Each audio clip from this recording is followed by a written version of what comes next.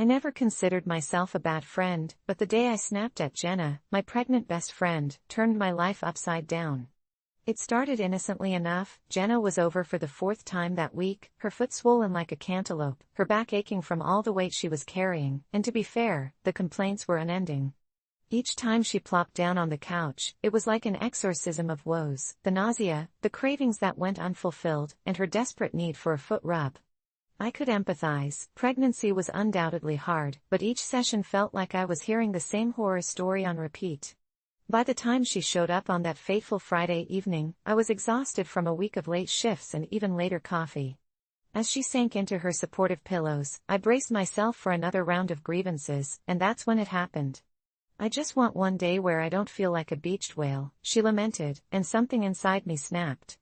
It wasn't even the comment itself, but the way her eyes glazed over as she spoke, like she was on autopilot, repeating the same verses in a never-ending song of misery. I'd had it. I turned to her, feeling my chest tightening with frustration, and said, "Jenna, I can't stand your complaining anymore. You're pregnant, yes, but you have to find joy in this somewhere, right? I get that it's hard, but damn it, other people have it worse than you." The words hung in the air, heavy and toxic. The laughter we had shared moments before died, her smile fading into a tight line, and silence enveloped the room like a cold blanket. I thought she'd laugh it off or throw a pillow at me, but instead, she just stared. Her reaction was haunting, her disappointment scalding, and for the first time, I sensed a dark shadow looming over our friendship. She muttered something that got lost in the tension before getting up and leaving, the sound of the door clicking shut echoing like a gunshot. At first, guilt gnawed at me. Had I been heartless? But then came "Ask You Comfort," a whisper in my ear that maybe my words held some truth. The next day, a part of me expected her to text, to berate me or demand an apology, but nothing came.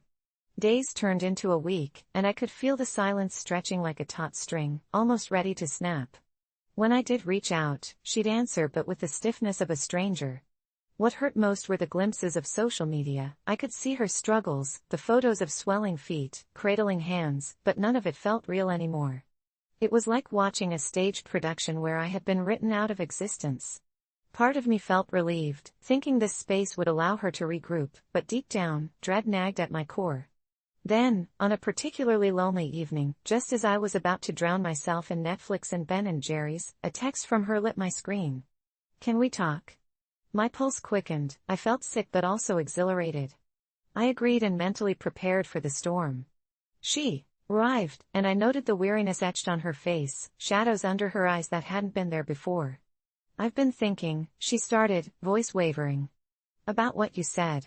Panic prickled my spine, but she continued. "I've tried to conceal my struggle because everyone tells me I should be joyful, I should be glowing, but I'm not. I'm drowning, and I thought you, of all people, would understand." I opened my mouth to apologize, realizing she wasn't just pleading for sympathy, but begging for a lifeline. I could see it now, all of it, the internal battle she fought, the guilt of not experiencing the serene bliss of motherhood while others sang its praises. But as I awkwardly fumbled with my words, it was clear all that came out was a mix of trembling apologies and half-hearted reassurances. I wanted to lift her burden, but the weight was too much for both of us, and just when I felt like we might connect, she dropped a bomb. "I had a dream about you, you know. Last night."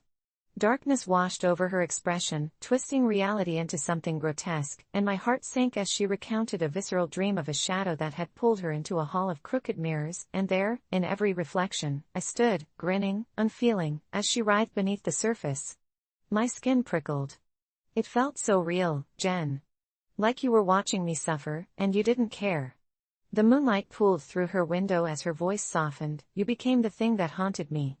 I tried to explain how I was just worn out too, but looked into her eyes and froze. I saw desperation, yes, but lurking beneath was something darker, something that felt like loss more than just disappointment. Then I felt a shift in the atmosphere, a weight in the air that made my breath catch. Something was coming.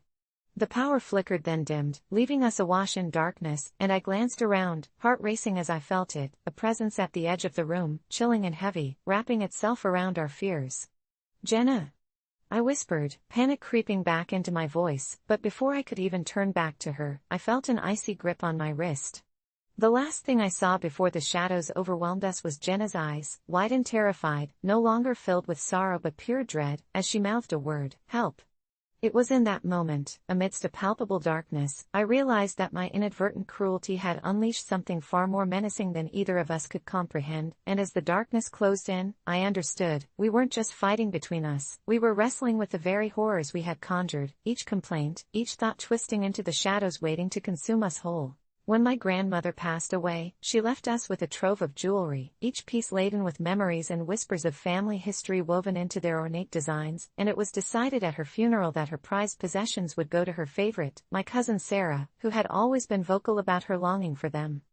I was more of a quiet observer in our family dynamics, something of an underdog constantly overlooked, so when the time came to talk about the inheritance, I stood back, allowing the others to discuss Sarah's claims, her tears, as they painted a picture of the deserving child, the granddaughter her heart favored.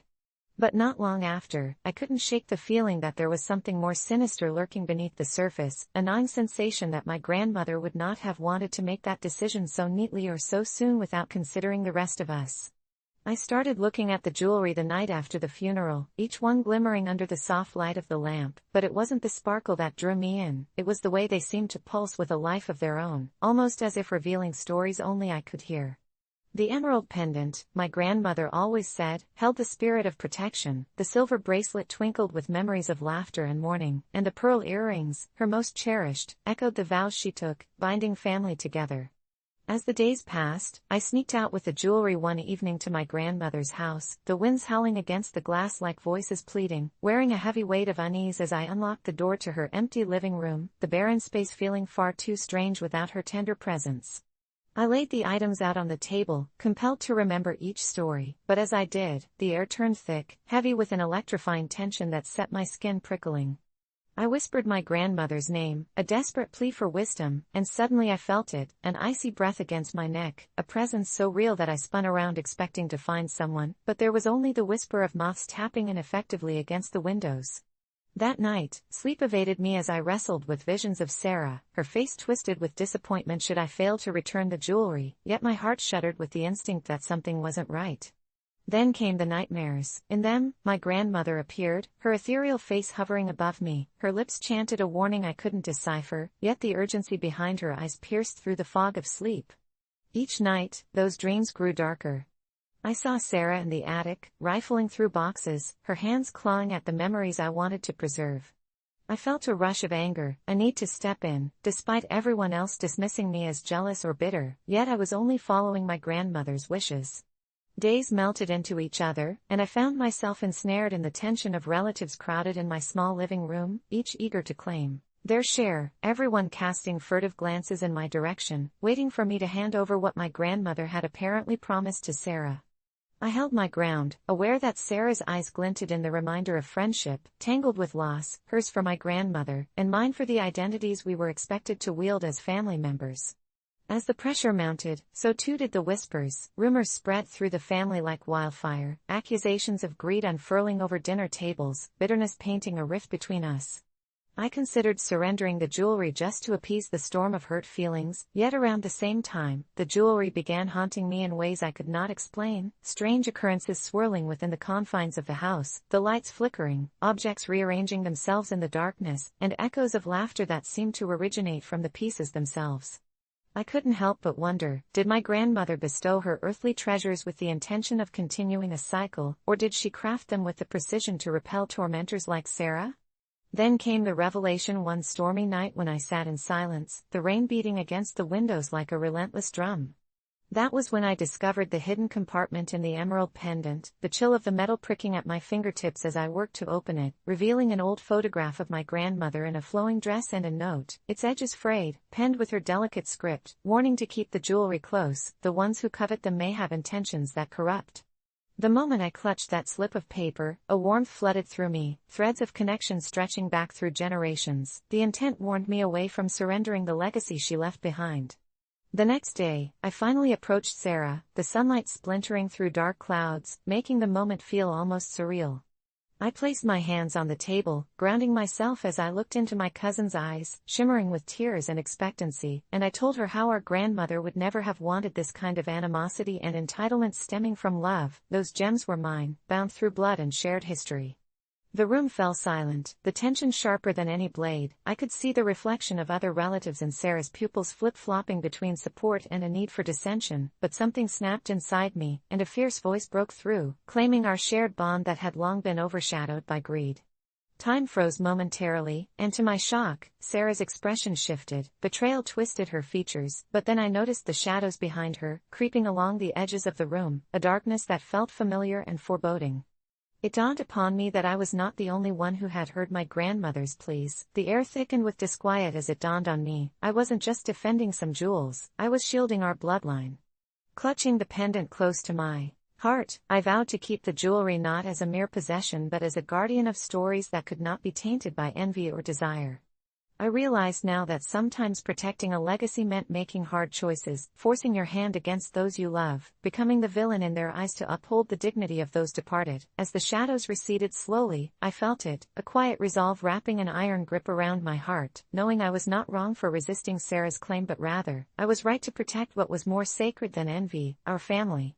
In that moment, the chains of our ancestral stories tightened like a noose, both a blessing and a curse, binding me to a fate I would uphold, in memory of her, against all odds, even if it meant sealing the very fate of our family. Last week, I found myself at the crossroads of familial loyalty and gut instinct, torn apart by my father's health issues and the shadow that loomed over his friend Walter, a man who'd slithered into our lives with charm and an unsettling undertone. My father, once vibrant and full of life, had been grappling with aggressive cancer for the past year, and despite the slowly thickening fog of despair that shrouded our home, Walter had introduced himself as a source of comfort under the guise of a devoted ally. I didn't think much of it at first. He showed up with handfuls of flowers, extravagant presents, and what seemed like genuine concern for my father's well-being. Every week, he called to check in, send uplifting messages, and even accompanied my dad to the very first round of treatments. But it wasn't long before I began noticing the little things, the way Walter would linger too long on the fringes of conversations, the crinkle in his smile whenever Dad mentioned me or my accomplishments, a creeping envy that spewed from his otherwise polished demeanor. The essence of his being wrapped itself around my father like an invasive vine, smothering his spirit while nurturing the insatiable thirst for control that lurked behind Walter's friendly facade. So when I found out that Walter had made plans to accompany my dad to his crucial 6-month checkup, a kind of distorted appointment that could either bring a glimmer of hope or the plunge into eternal darkness, my heart clenched tightly in rebellion. I dreaded the idea of relinquishing my protective post, of handing over my father's fragile trust to this man who felt more like a predator than a friend. I consulted my mother, who had been distant and quiet since Dad's diagnosis, and her silence spoke volumes. It was a low-grade anxiety that bubbled just under the surface, a synchronous heartbeat with my own buried fears. That night, I caved into the entangling dread and called the office, leaving a message, insisting that only I would accompany Dad to his appointment. The relief coursing through my veins was short-lived. When the day finally came, I met Walter standing at the front door, a smug smile plastered across his face, as if he had anticipated my next move. My father, clad in one of his favorite flannel shirts, looked caught between confusion and disappointment, but I latched onto his gaze, conveying a silent message that shattered my heart but bolstered my conviction. "Dad," I said, my voice shaking slightly as I stepped forwards, "I think it's best if I come with you today." Walter scoffed, retorting too quickly, "Oh come on, it's just a checkup. You don't need to coddle him like this." Each syllable felt like barbed wire wrapped around the words, tugging at something primal and repulsive inside me. A scream clawed at the back of my throat, fought tooth and nail against the savagery consuming my rationality. "This isn't just a checkup," I shot back defensively. "It's one of the most significant days he'll have in months. You don't need to be there. You're not his family." My father blinked, a flicker of recognition in his eyes, but Walter's reaction was sinister in nature. It turned from shock to thin-lipped anger, a quiet promise of retribution hidden beneath tightly wound lips. The tension crackled in the air like pre-storm electricity, and suddenly, I felt as if every single unwelcome thought I'd buried deep beneath the surface burrowed its way back into prominence, revealing the possibility that Walter could very well be a wolf in sheep's clothing, his concerns surprisingly coordinated with plans I couldn't even fathom. Fine, Walter said, a smile creeping back onto his face like a spider waiting for its chance to snag its prey, but you'll see, my support was what he needed after all.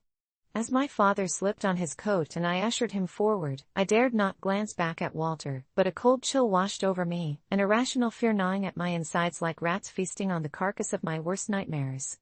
The ride to the hospital was a silent war zone. I searched for the right words to calm my racing heart. My dad nodded, oblivious to my internal struggle, as I feigned casual conversation about the upcoming baseball season, drowning every overture of worry beneath a thin ocean of pleasantries.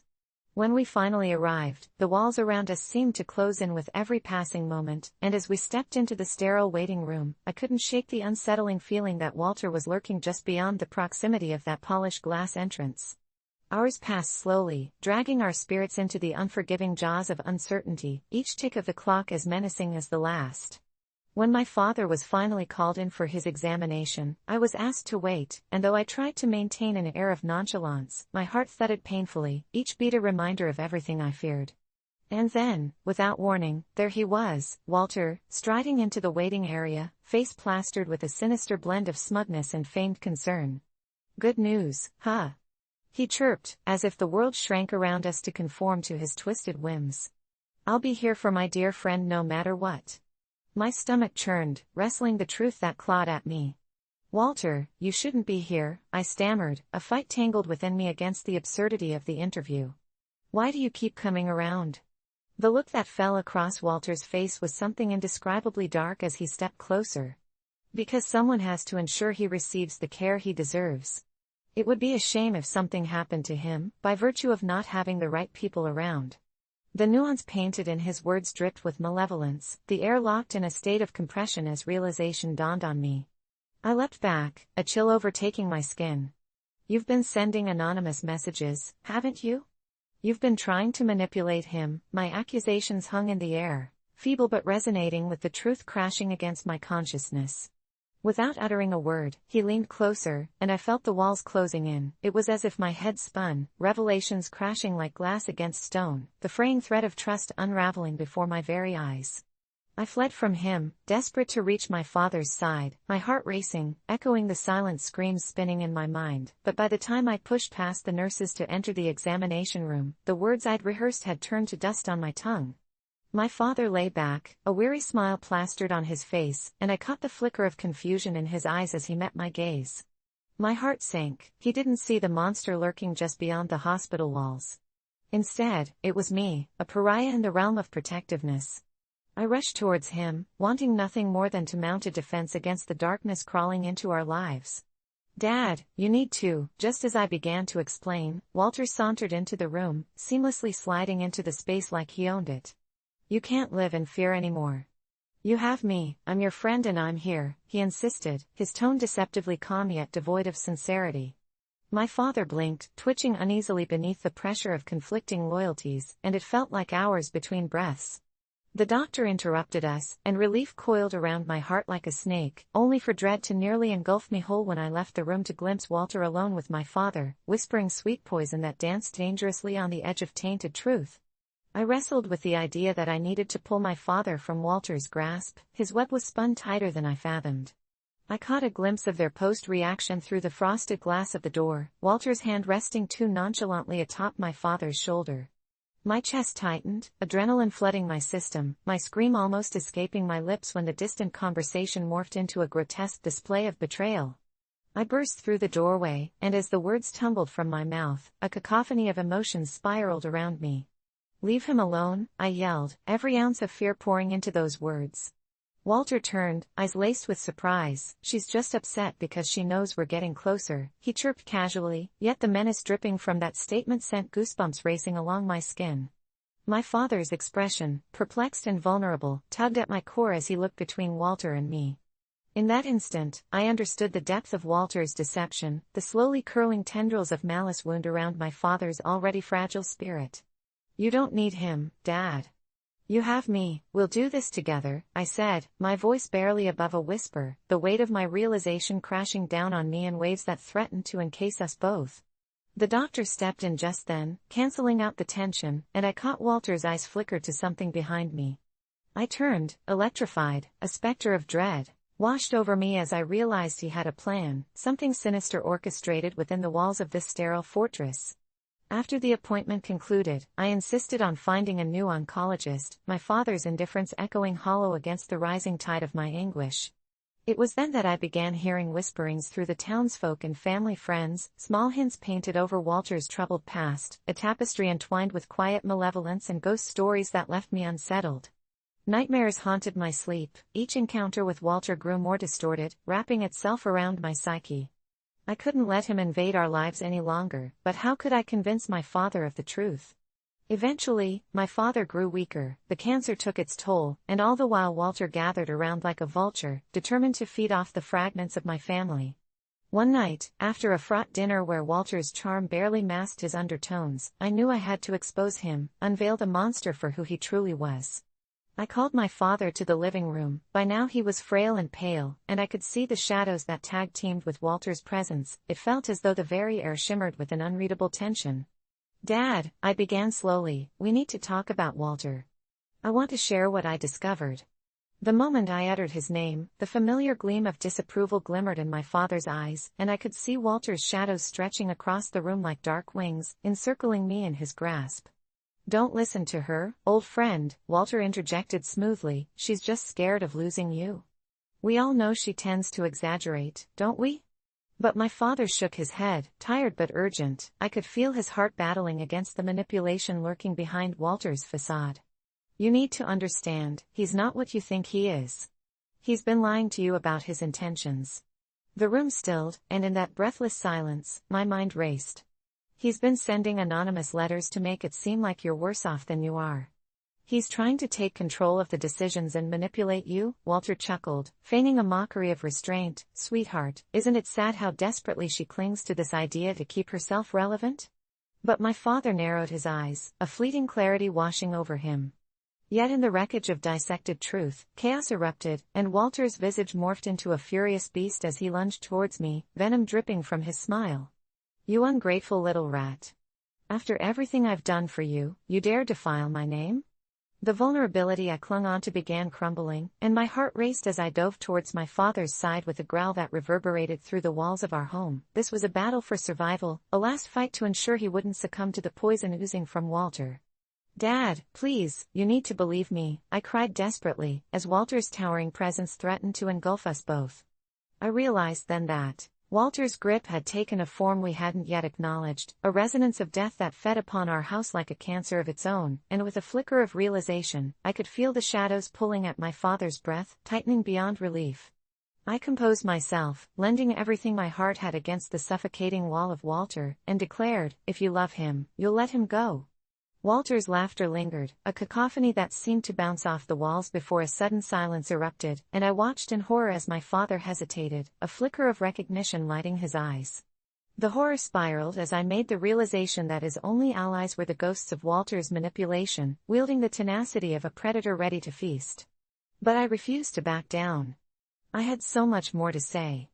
I needed him to grasp the truth, and it screamed louder than Walter's veiled threats.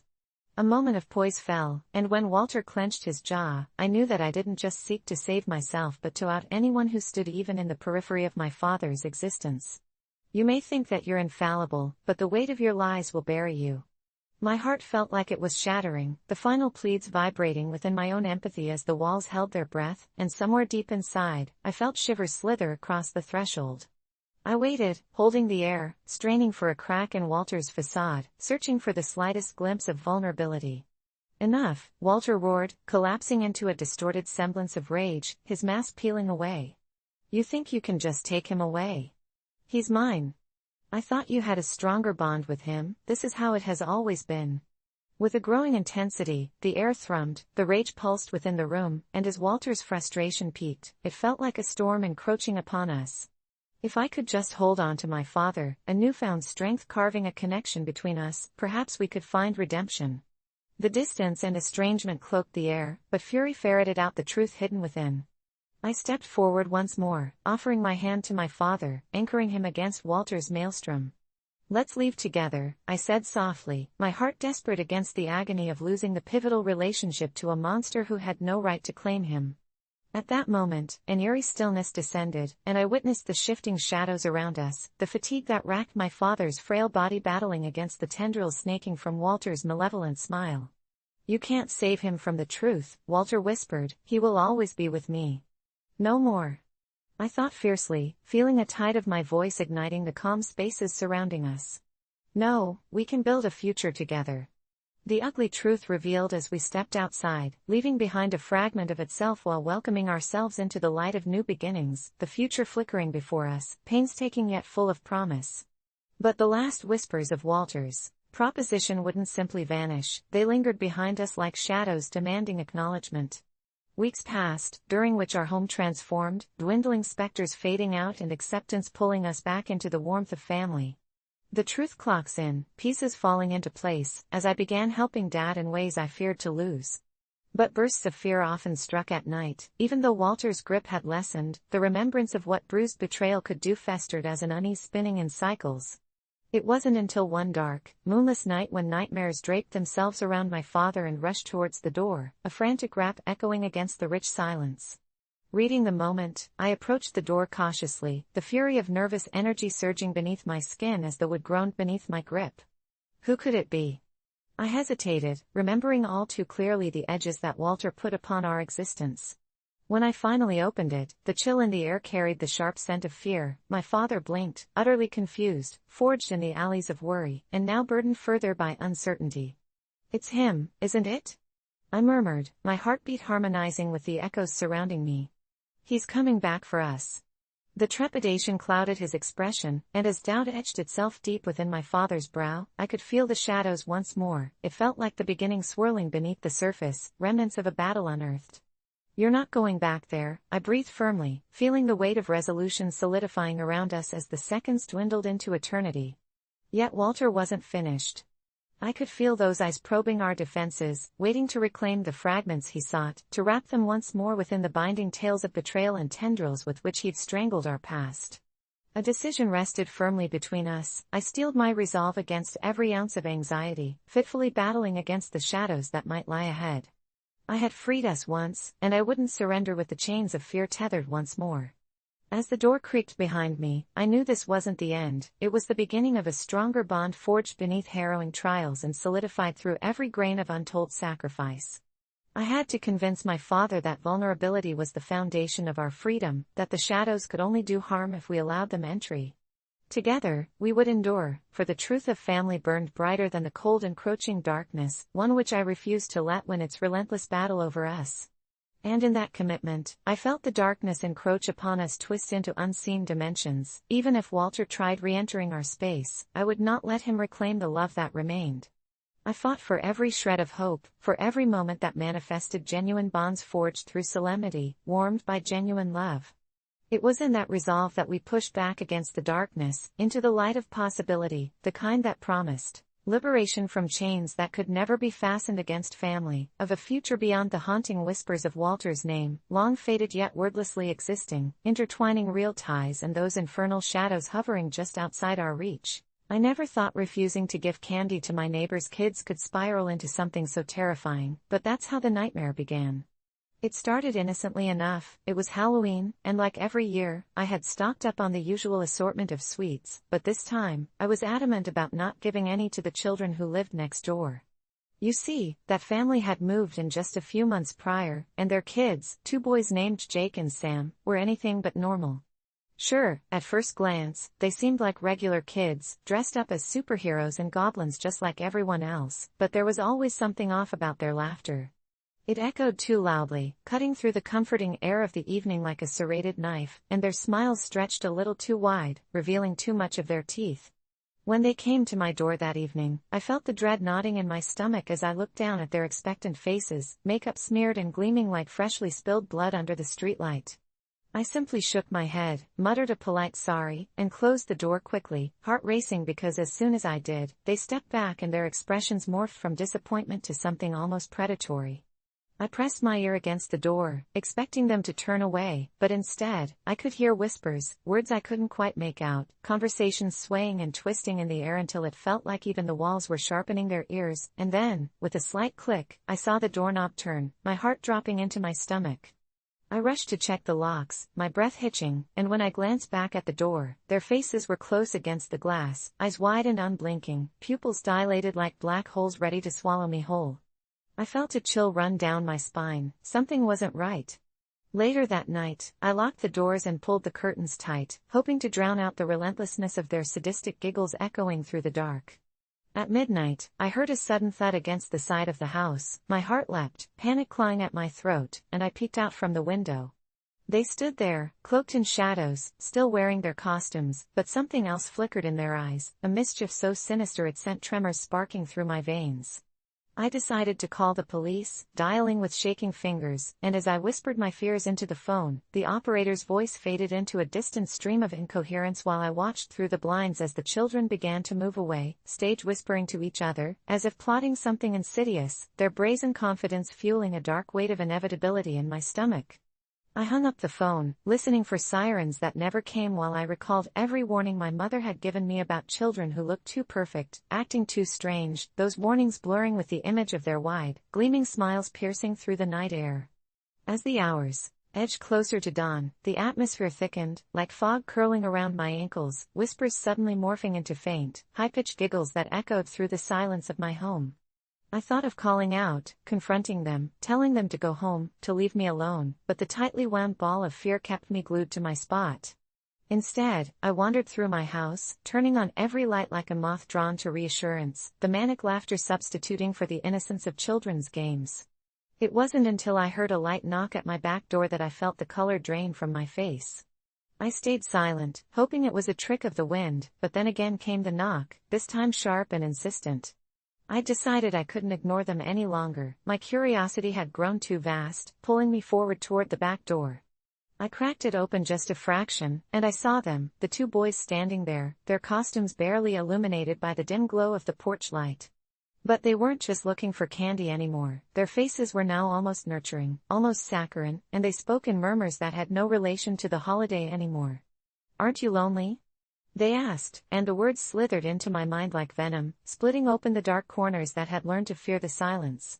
For a moment, I thought about inviting them in just to make the madness stop, to tame the swirling chaos they stirred within me, but I held my ground, glaring at their childish facade, desperate for any semblance of caution that might assert that I wasn't losing my mind so soon.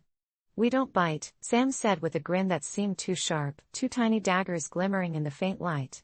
I slammed the door shut and without thinking, turned the lock, breath trembling as I stumbled back into my hallway, desperate to gather my thoughts. The night dragged on in a vicious cycle of laughter, knocks, and whispers, each sound doubling down on the anxiety pounding in my chest when suddenly, I heard it, my phone vibrating on the table. I could have sworn it was the police, patrolling the area after my call.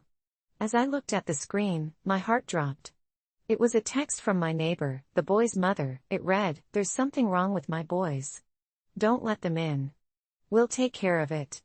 My mind blanked in that moment, and then came the realization that I had no idea what it was, what was in those boys, and the more I thought about it, the more I began to realize, it wasn't just them. It was something divine and grotesque, a darkness like tar creeping between the walls of this quiet house, and when the electricity flickered, illuminating their faces for a split second, hands pressed against the glass, breath fogging up the pain, I knew I was stuck, lost in the entropy of my choices. Their forms pulsed in the light, eventually blending back into darkness as if they were merely shadows stitched from the fabric of fear, and then came a crashing sound, something like wood splintering against a brick wall. My breath stilled, my heart thudding against my ribcage, and I ran to the window in time to see a figure darting from my yard, but I couldn't see who it was. Was it the boys or someone else, something else? I didn't know. I didn't want to know. The night blurred past, a cacophony of terror against my ears, the boys receding back into their home, laughter fading until I could hear the heavy insistence of my own heartbeat and my breath. And before the dawn swept in, I made a decision, I would confront them. But when morning arrived, the shadows dispersed, and a calm fell across the neighborhood. The boys were gone, their family vanished without a trace. I knocked on the door of the house next door, rapping my knuckles against the splintering wood, and when it swung open, a stranger stared back at me, a woman with sunken eyes and the coldness of a grave wrapped around her silence. "Who are you looking for?" she asked, and I felt the winds shift around me. When I described the family, expecting a semblance of recognition, her gaze darkened. I've lived here for years, she said slowly. No children have ever lived next door. And just like that, the reality of the boys haunted me like a ghost, those monstrous smiles slicing through my sanity, echoing a question that repeated with no answer, AITA for not giving the neighbor's kids candy? The words now strung like a noose around my mind, tightening it into terror. And as I stumbled back into my own home, the lights flickering ominously above me, I realized that perhaps in refusing to give candy, I had given them something much worse, my fear, the key to a darkness that would never leave me. I know this sounds ridiculous, but I need to tell you all about the night I realized how terrifying a seemingly ordinary family dinner could be. It all started when my youngest daughter, Lily, who's a bright, sassy 9-year-old, casually dropped a comment about her older sister, Nina, who's 16 and still single, during our meal.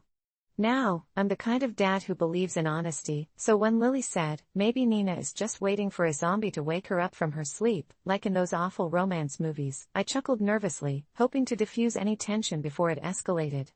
But Nina's face darkened in an instant, her eyes narrowing as if Lily's innocent jab was a personal attack, and that's when I noticed a flicker of something strange behind Nina's usually bright demeanor. It was as if a shadow passed over her, and for a brief moment, I felt a chill creep up my spine. I could see the tension rising, and trying to lighten the mood, I said, well, honey, maybe your prince just hasn't found you yet. But that only made things worse as Lily shrugged defiantly. The last prince never cared for anyone in the kingdom, he disappeared when he was supposed to show up. That's why he's not here now. I could almost feel the atmosphere shift, thickening around us like fog, as Nina's silence grew heavy and deafening. It was at that moment that my wife, Sarah, who had been silent all evening, suddenly snapped her head toward Nina and asked, "What's wrong with waiting, sweetie? Not everyone finds their person right away." For a split second, I thought Nina would say something dismissive, but instead, she leaned forward, her voice a mere whisper, as though sharing a secret. "It's not the waiting that scares me, Mom. It's the fear of waiting too long, of becoming invisible," her fingers trembling as she toyed with a loose thread on her sweater. With every word, I felt a knot tighten in my stomach. The sight of my little girl unraveling was a nightmare I never wished to witness, yet here we were, spiraling deeper into an unexpected darkness, with Lily oblivious to the storm brewing around her. As the conversation swayed back and forth, I noticed a flicker behind Nina's gaze, a kind of desperation that made me question what had been brewing beneath the surface.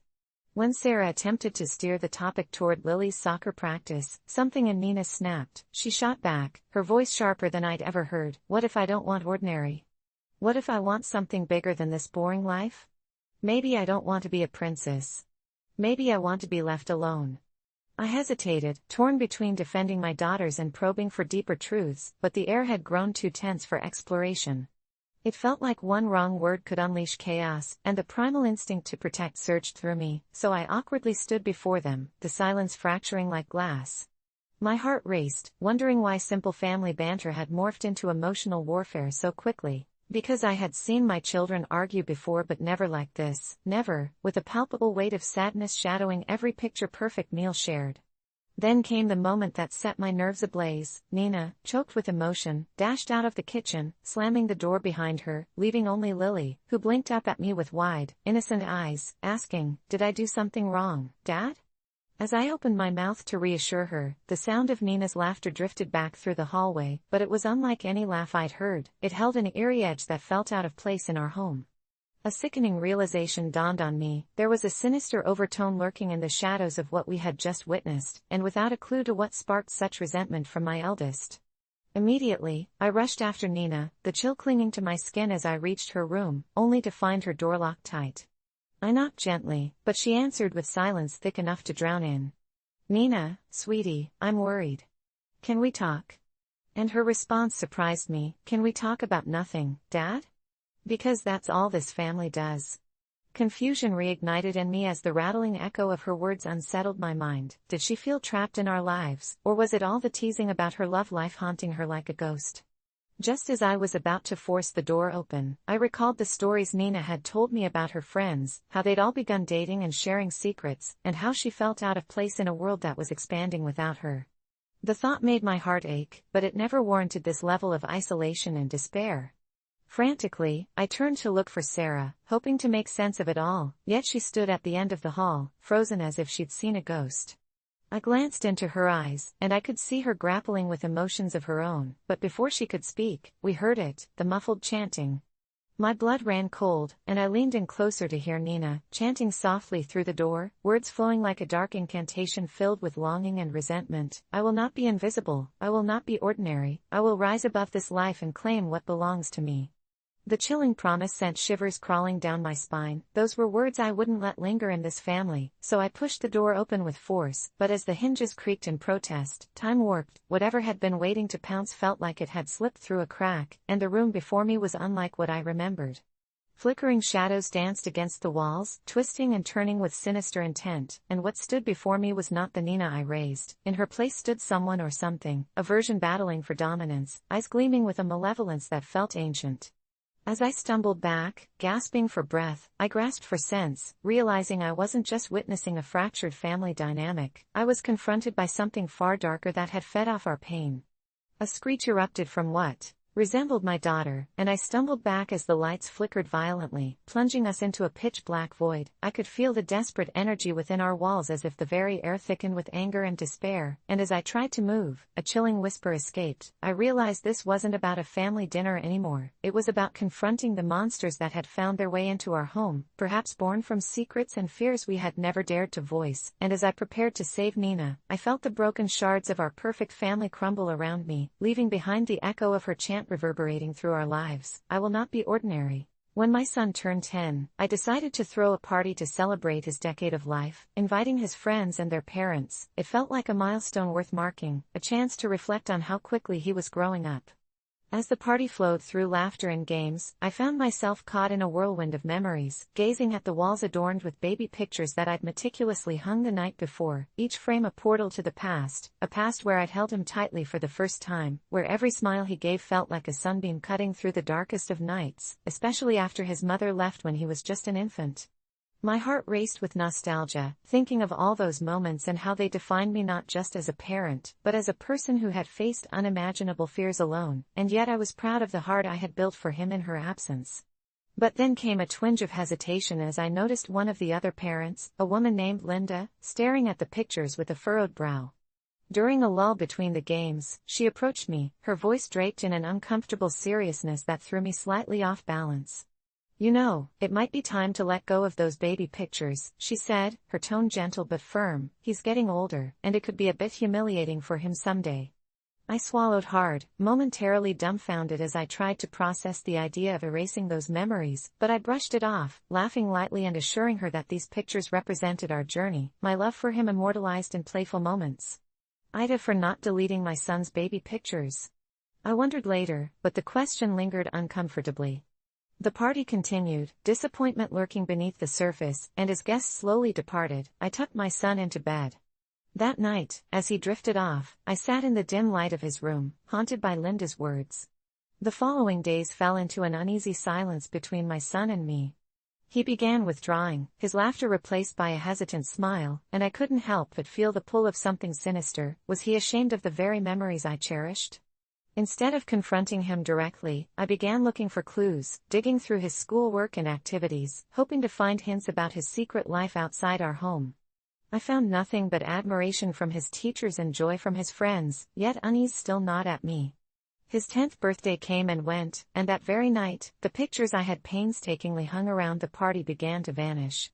One by one, they disappeared, and soon, I noticed a pattern as they obscured themselves from me.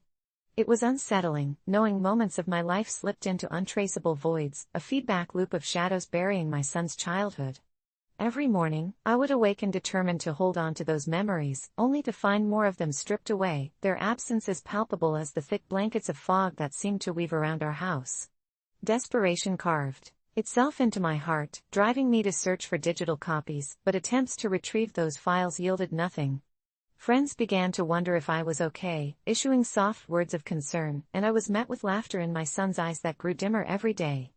The vividness of our shared memories morphed into something dark, and I began waking in the middle of the night, the sensation of tiny fingers grasping at my arm becoming an alarming comfort. I told myself it was just a trick of mine, my exhausted mind grasping at nightmares, but still, there was something sinister lurking beneath the surface, a whisper echoing through the house, saying that I needed to forget, I needed to let go. One evening, I decided to confront my son, asking him directly if he was ashamed of those memories. His shocked look told me all I needed to know, and that's when I noticed it, the first time I had laid eyes on the creeping shadows lining his room, clouds that seemed to pulse and swell.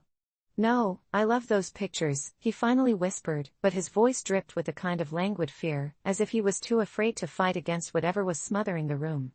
In that moment, I realized it wasn't him who felt the weight of shame, it had been someone else all along. Drawing courage from within, I stepped into the room, clenching my fists as the shadows writhed around us like living things, and I shouted the names of every moment, every joyous picture, calling out to those memories before time could bleed them away. In a dizzying surge, the darkness began to retreat, but it was only then I noticed the mirror across the room, its surface reflecting a chilling tableau, dark eyes watching from the other side, a twisted glimpse of a figure I could not comprehend.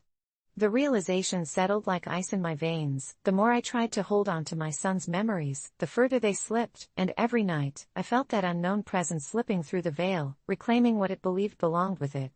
Either my son or those memories were to be consumed, and I had to make a choice. Heart pounding, I reached for my son, pulling him towards me just as the night enveloped the room in a heavy shroud, but somehow, I sensed the darkness closing in behind us, a whirlwind of dread that seemed to materialize with malevolence. "Don't let go, please," he cried, and I realized that letting go meant giving in to the shadows. With every ounce of strength I possessed, I wrenched open the window, the cool night air rushing in, trying to breathe life back into the fading memories. Every laugh, every moment our hearts shared cascaded into the open air like a haunting melody, and just when I thought the shadow might consume us both, I roared into the night, "I will not let you take them."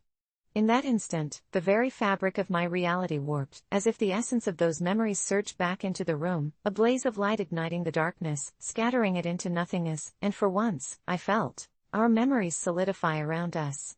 But as dawn broke, and we emerged from that battle, I was left alone to confront the remnants of what we had faced. Around us lay remnants of old photographs burned into ashes at the foot of the window, as if those memories had indeed been claimed but then lifted from existence. What remained were the shards of those years, a reminder of the battle where every picture held fragments of our past. As I looked into my son's eyes, knowing the laughter we had shared would forever echo in the silence, I realized I hadn't just fought for memories, I had fought for his childhood. But in that realization lurked a more sinister truth: I couldn't outrun the darkness.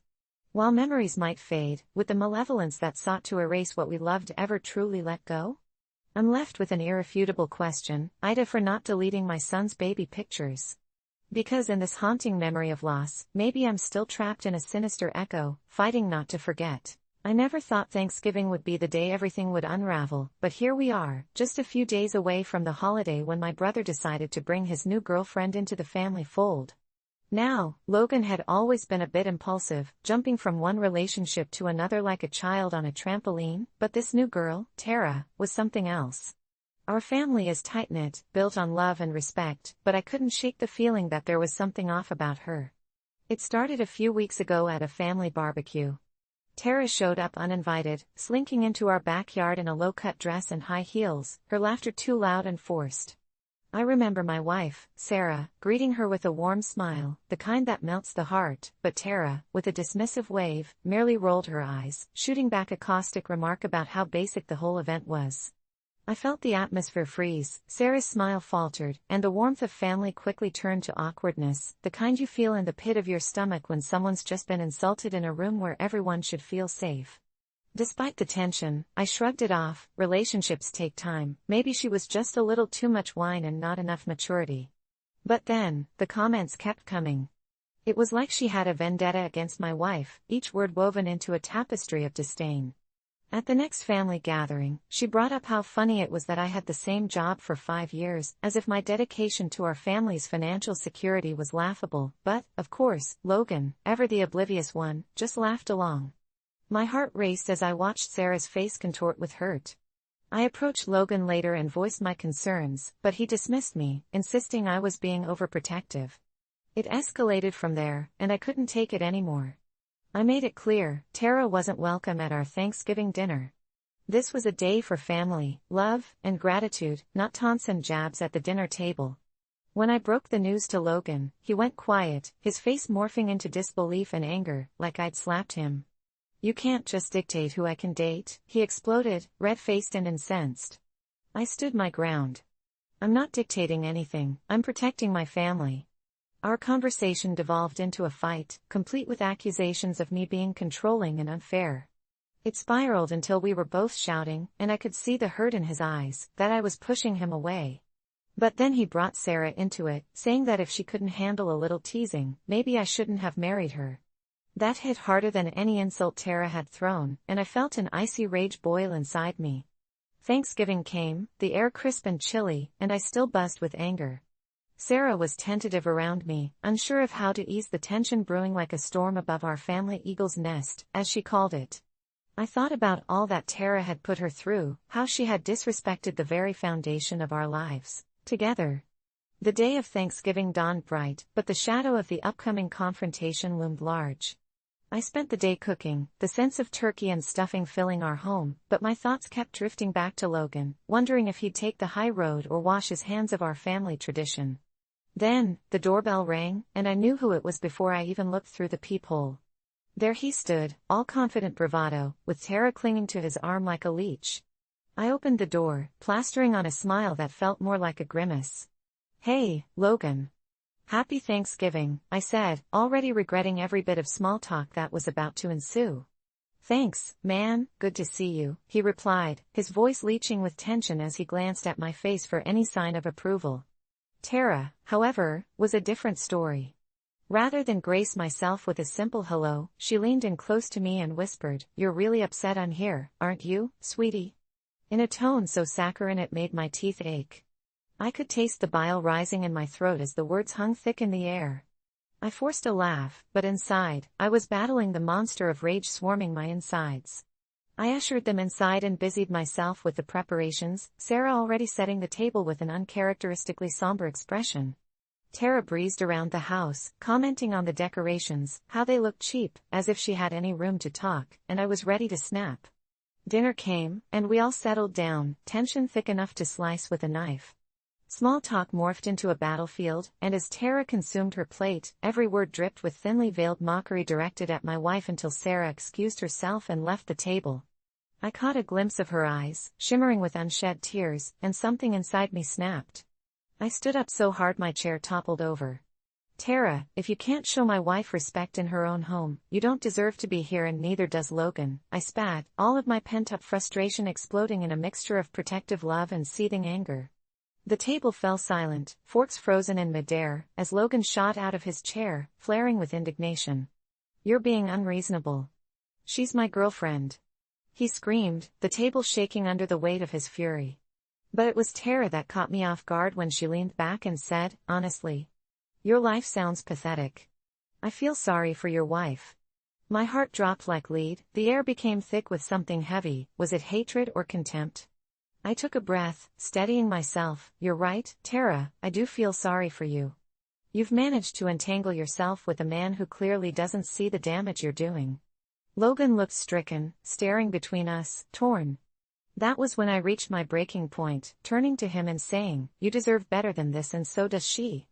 I'm not the bad guy here, you are.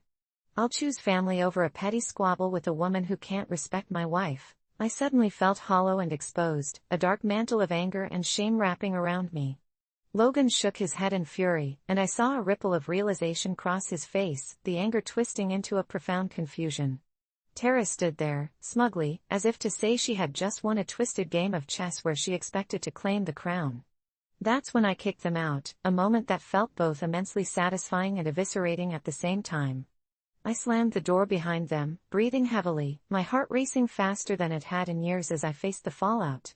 I turned to find Sarah framed in the kitchen doorway, her face a landscape of conflicting emotions, pride, sadness, and relief, all tangled into a sorrowful smile. The room felt different, lighter somehow, as we held each other's gaze, and in that moment, I knew we could withstand anything, while all I could think about was whether I had chosen rightly for my family. Maybe I wasn't in the wrong after all. The evening faded into laughter, warmth, and heads bowed in thanks, filled with new traditions where respect governed the values we all held dear. A thin veil hung over the doorway where resentment no longer dared cross. When I suggested to my friend Jenna that maybe she shouldn't have chosen her sperm donor based on just one photo and a clever description, I never expected it would escalate to the chaotic whirlpool of dread that engulfed both our lives. Jenna had always been the dreamer in our friendship. While I was practical and often skeptical, she floated through life with optimism, determined to become a mother without a partner. I celebrated her resolve, but when she finally went through with the insemination after poring over the profiles of anonymous donors, I felt a chill in my spine as if I could already sense the impending disaster lurking in her choice. It all seemed wonderful at first, her joyous announcement, the joyous chatter of our group, her glowing features as she cradled her burgeoning belly. But the euphoric bliss quickly shifted when Jenna began receiving strange messages on her social media from an account with no profile picture, the tone gradually shifting from benign curiosity into unsettling comments regarding her pregnancy. I urged her to report the user and shut it all down, but Jenna was convinced they were just a passionate fan, someone intrigued by her and her journey into motherhood. I could only look on with mounting uneasiness, whispering silent prayers that my gut instinct was wrong. As weeks dragged on, the messages took a darker turn, each one painted with the brushstrokes of obsession, fragments of personal details only someone from her life could know, revealing they were more than just a faceless stranger behind a screen. Jenna laughed it off, but her eyes flickered doubt the night she received a photo, a grainy image of herself, taken from the street as she had walked home alone after work. My heart raced. I knew I couldn't remain passive anymore, so I insisted we dig deeper. The more we searched, the more horrifying the discovery became. It turned out her donor had a history of erratic behavior, one too close for comfort to criminal activities that were chilling in nature. He was a ghost of his past, still linked to a chilling personal philosophy that revolved around obsessive control and dominance. I confronted her with everything we had found, the fortune of research and our lies like poetry turned tragic, but instead of finding understanding, Jenna's face twisted in betrayal as she spat her anger at me for making her second-guess her dreams. Hurt rained down on our friendship like an avalanche. She stormed out, leaving me to grapple with the suffocating notion that I might have crossed a line, yet deep down, I knew that her unborn child, my potential godchild, was at stake. A week passed without contact until one dreary Tuesday evening, as rain lashed against the windows, my phone buzzed with a message from Jenna. "I need you right now," it said, echoing with heaviness that pulled me from my chair to her door. What I found when I arrived was a realm of horror. Her apartment was plunged into darkness, the living room, curtains drawn as though to shun all light, carrying a musky odor of fear and anxiety. "I can't trust anyone," she whispered, holding her phone as if it were a lighthouse guiding her way through a storm. I felt my pulse quicken as she explained how she had begun hearing footsteps trailing her at work, the sensation of someone watching her every move, the whispering of dark secrets in passing conversations, heightening her paranoia like weeds consuming a garden. I took her hand, holding on as tightly as I could as I assured her this had to end. I vowed to help her confront whatever demons were lurking in the shadows, never once imagining the true monster we were about to unearth. That night, we couldn't sleep. We swapped theories, dissecting every lead that had felt like a thread coming unraveled. After hours of fear-filled chatter, we decided to confront the sperm bank, hoping for answers tied to the donor's identity that could sever the invisible tether weaving into our lives. Little did we know our innocent intentions unspooled into a web of horror. When we reached the office, the receptionist's glazed look was extraordinary, her voice hollow as if rehearsed. She finally handed us the consent forms, revealing a nonchalant warning that there was another use for the donor's genetic material aside from standard insemination, a program that allowed embryos to be artificially implanted in a laboratory under certain conditions. I was nauseated, unable to reconcile how something that should have brought life could lead us down this harrowing rabbit hole. Jenna's eyes widened with dread as we began connecting the dots, realizing the sleepless nights terrified by an unseen hand were merely a prelude to something more sinister. I felt a sudden tingling at the back of my mind, a wild realization. Jenna's donor wasn't just searching for potential children, he had created his own family of twisted fantasies, feeding off the lives entwined in his web like a spider waiting. That night, Jenna was up all night panting, emotionally shattered as the uncertainty of her situation spiraled. As dawn broke, I vowed that we would no longer remain silent. Together, we started piecing together the breadcrumbs of horrible truth, approaching police who, at first, brushed us off as paranoia, but with sheer determination, we persuaded them to launch an investigation into the donor's unsettling past. The story exploded in agonizing detail. The whispers of hacked accounts, stalking, obsessive rages came to light. But what truly shattered us was the realization that he had indeed been weaving his threads into Jenna's life. As I stood by her that morning in the police station, two shadows of raw fear intertwined, I couldn't shake the reminder that this was all a consequence of a single choice, a single photo, the life-changing decision of picking a sperm donor. The aftershocks of that moment still reverberate in our lives, and as she holds her child now, I can't help but wonder, Ida, for trying to help my friend? I wish I could say that love conquers all, but sometimes the darkness finds a way, lurking in the periphery of our naive dreams, waiting to pounce. I never thought a simple act of sharing leftovers could tear my family apart, but here I am, sitting alone in my darkened living room, replaying that moment over and over, haunted by the consequences of my actions. My wife, Julia, owns a small but trendy restaurant in the heart of the city, and her passion for crafting the perfect menu is only matched by her relentless pursuit of culinary excellence. Last week, she prepared a spectacular feast for an important food critic, and despite the hours she labored over the dishes, it was a complete disaster. A botched soufflé and an unseasoned risotto meant for a table of 6 ended with her in tears and a table full of critics who abandoned their forks. Luckily, we had leftovers, and while I didn't think much of it at the time, I saw them as a potential treat for our 7-year-old son, Jeremy, who had been particularly picky lately. After a long day of work, I was exhausted and did what any parent would do. I heated up the remains of Julia's masterpiece, set it on the table, and watched as Jeremy devoured it, his delighted expressions making it feel like I had done something right. Little did I know, Julia returned home just moments later, her exhaustion quickly transforming into an explosive rage.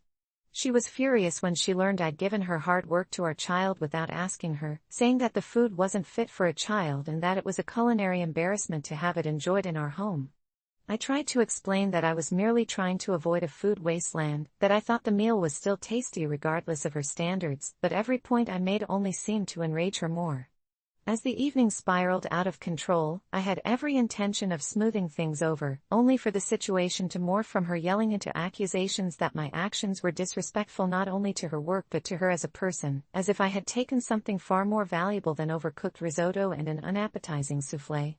I felt as though I was losing my grasp on both my wife and the situation, and so did the unthinkable. Under the weight of her disappointment and anger, I snapped back at her, suggesting she should have been more focused on the food quality and less on the critics. How easy it was for her to blame me for a problem that simmered deeper. It was the moment she turned silent, eyes glaring, that I realized the words had crossed an irretrievable line, that I had launched us into a war I never intended to start.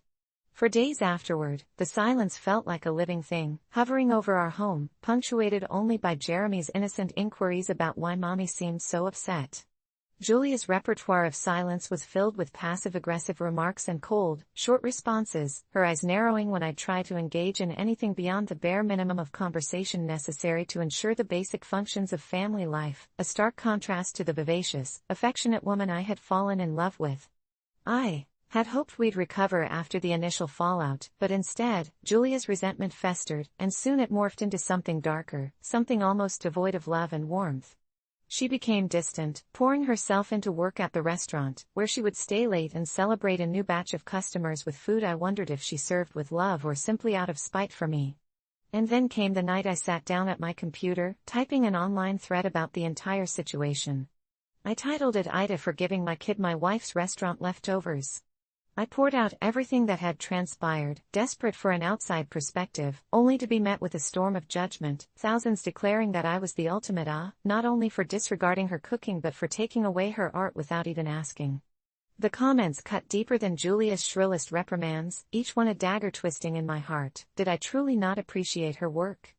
Did I really ruin what little glimmer of happiness we shared? In a whirlwind of frustration and guilt, I posted it, hoping maybe some kind souls would understand my side, but I only sunk deeper into despair. I couldn't see my reflection in her eyes anymore. It was as if she were gazing at a stranger, one who had cheated her out of validation and respect. Days turned into weeks filled with awkward dinners and increasingly frequent texts from concerned friends, worried about the cracks forming in our once solid relationship, while I spiraled into a pit of confusion and sadness. By now, any semblance of peace was gone. When I finally approached Julia to talk, her reaction was icy as she bristled and turned her back on me, my heart breaking at the sight of her shoulders hunched, each part of her signaling the grief I had caused. I tried to muster the strength to fight for our family, but it crumbled like stale bread, and Jeremy ended up sandwiched in between our personal warfare, his innocent laughter becoming a haunting reminder of our shared happiness, a skin-deep gallery of memory eclipsed by an ominous cloud. I racked my head trying to fix things, bring back that laughter, but all I found was bitterness, a constant reminder that I was perhaps wholly to blame. The last straw came on the night when Jeremy begged us to take him out to eat. I attempted to suggest we go to Julia's restaurant, a familiar comfort, but she scowled, her face freezing in a way I had understatedly believed was an unthinkable facet of my once joyful wife, and she snapped that she would rather eat trash than step foot in a place bearing my name.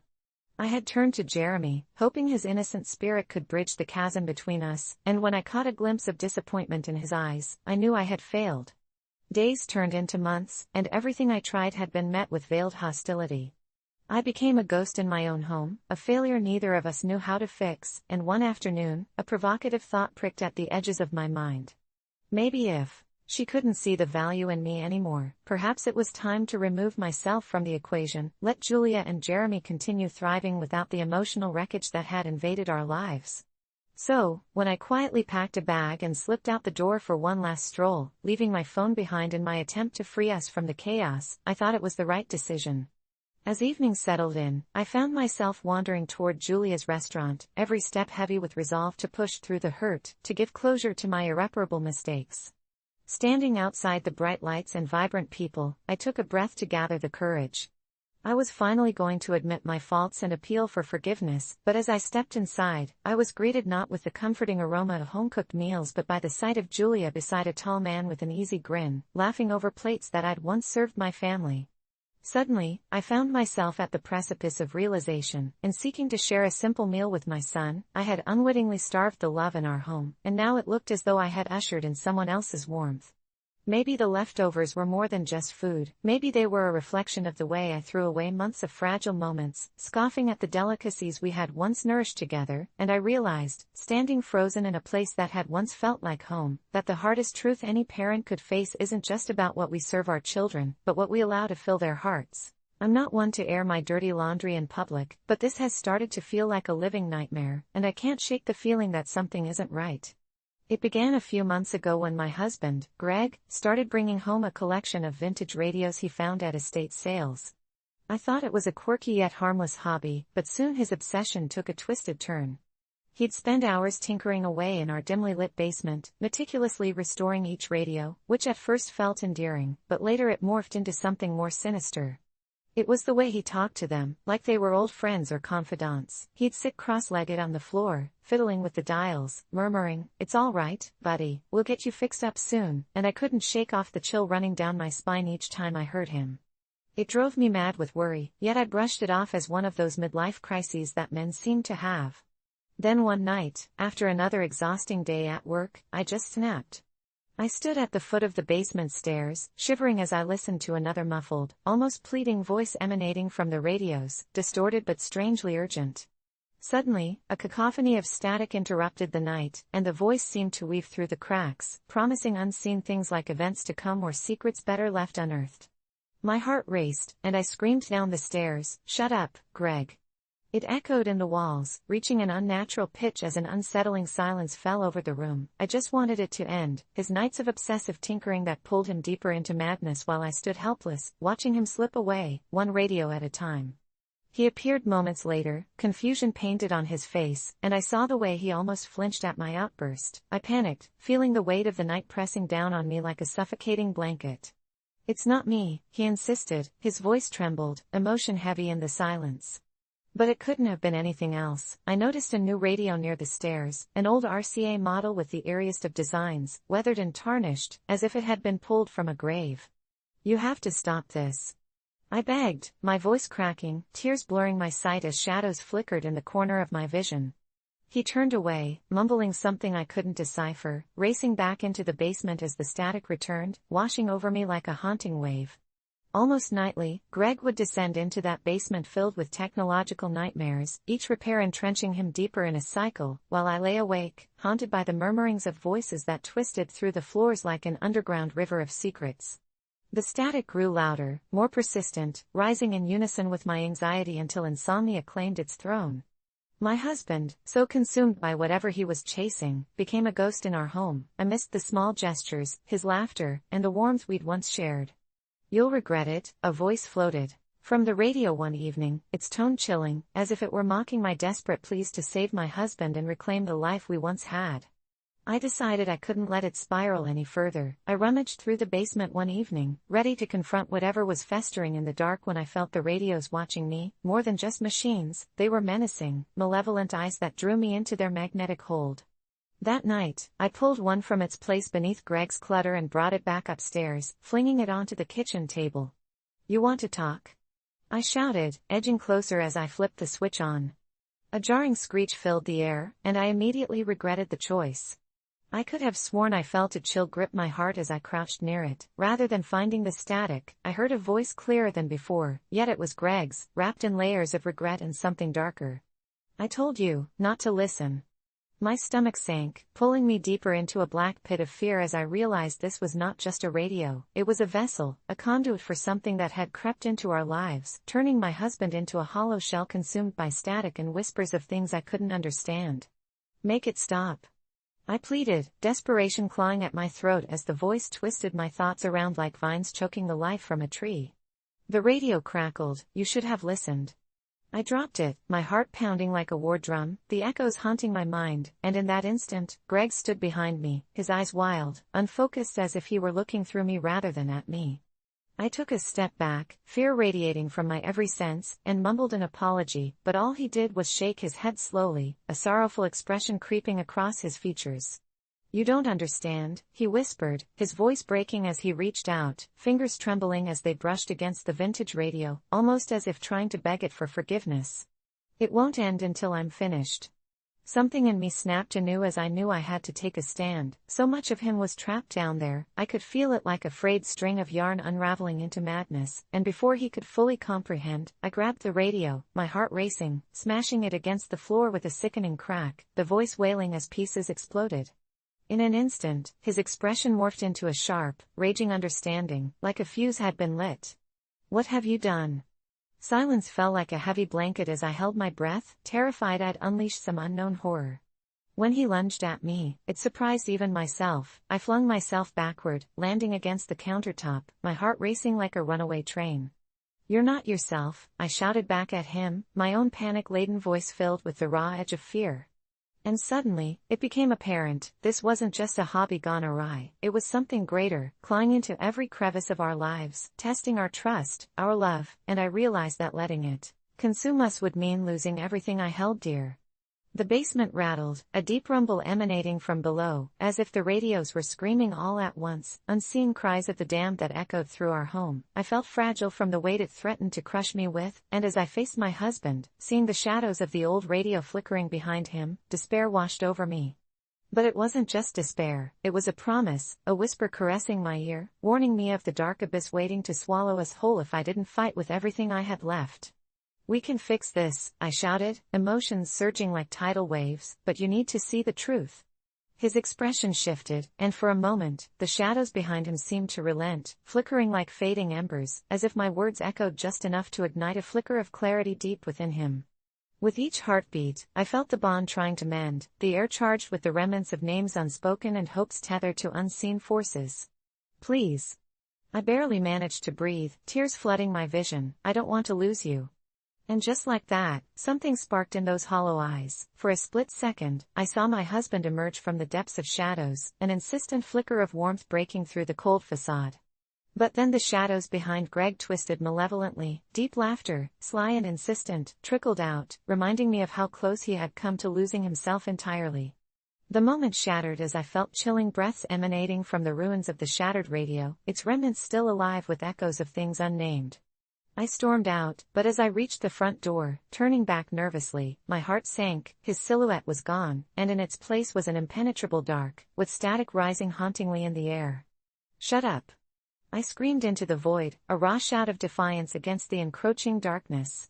In the eerie stillness that followed, I genuinely wondered if I would ever get my husband back, or if he was now nothing more than a note in a forgotten song, static lost to the frequencies of madness. And now, as I type this, I keep glancing at that basement door, terrified that one day I might hear his voice calling, urging me to join him in the void, asking if I would finally understand what it meant to listen. Or if in that moment, I'd finally lose my last chance to save him from the creeping horrors that whispered in the night. I never thought a simple plate of brownies could tear my life apart, but then again, nothing about my girlfriend, Lisa, was ever simple.